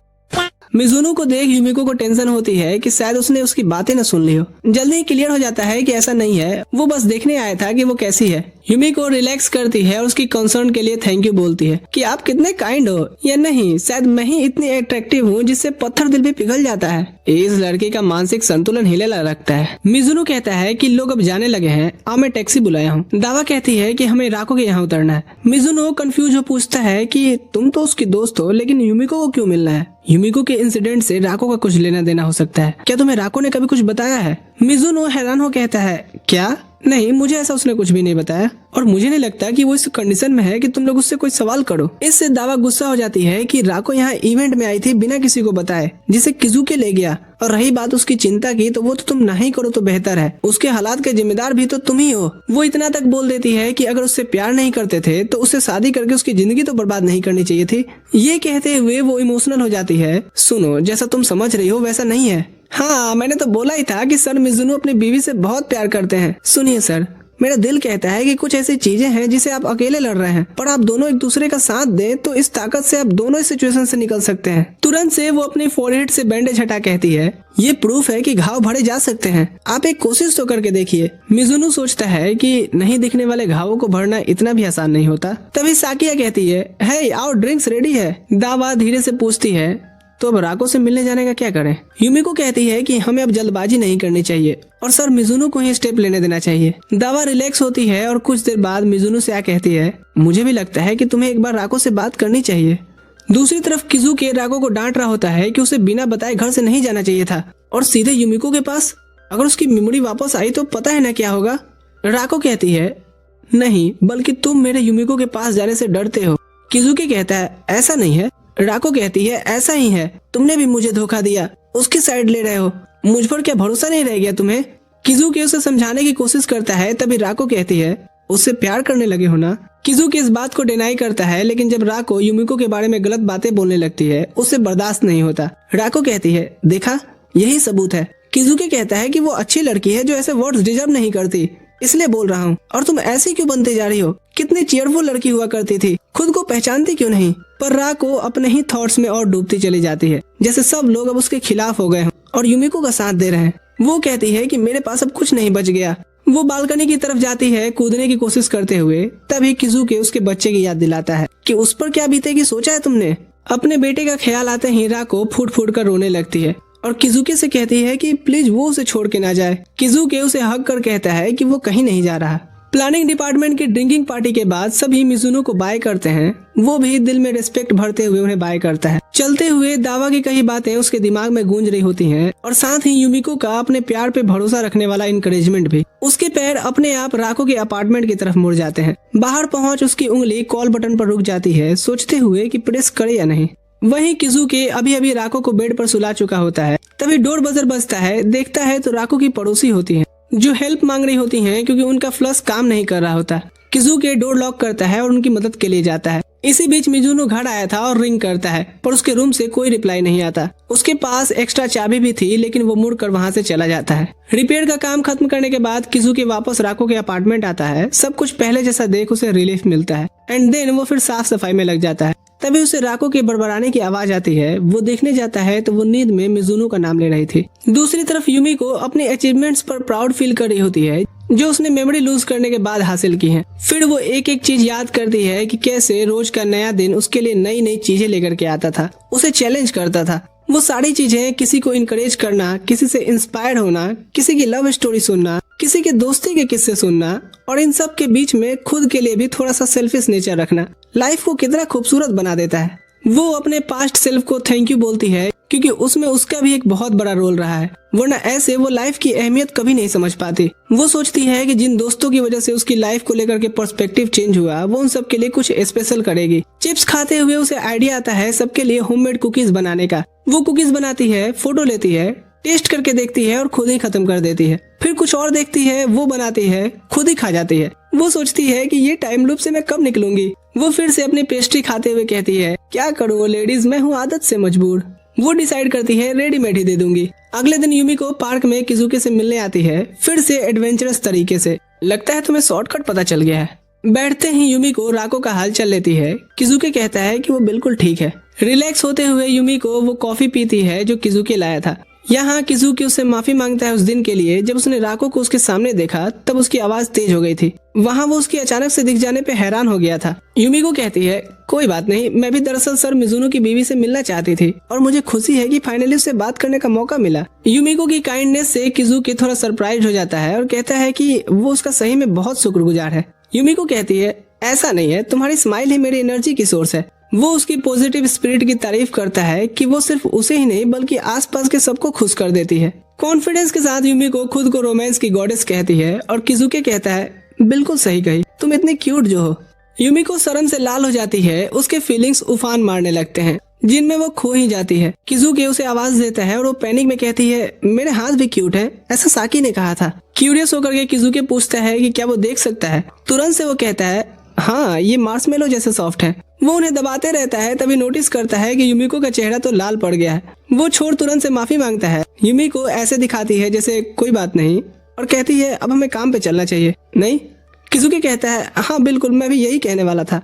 दोनों एक दूसरे के अपोजिट डायरेक्शन में निकलते हैं। यूमिको सोचती है कि ये थ्रिलिंग होगा, पर अब तो वो अपने फेवरेट पर्सन के साथ बिना रोमांस फील किए नहीं मर सकती।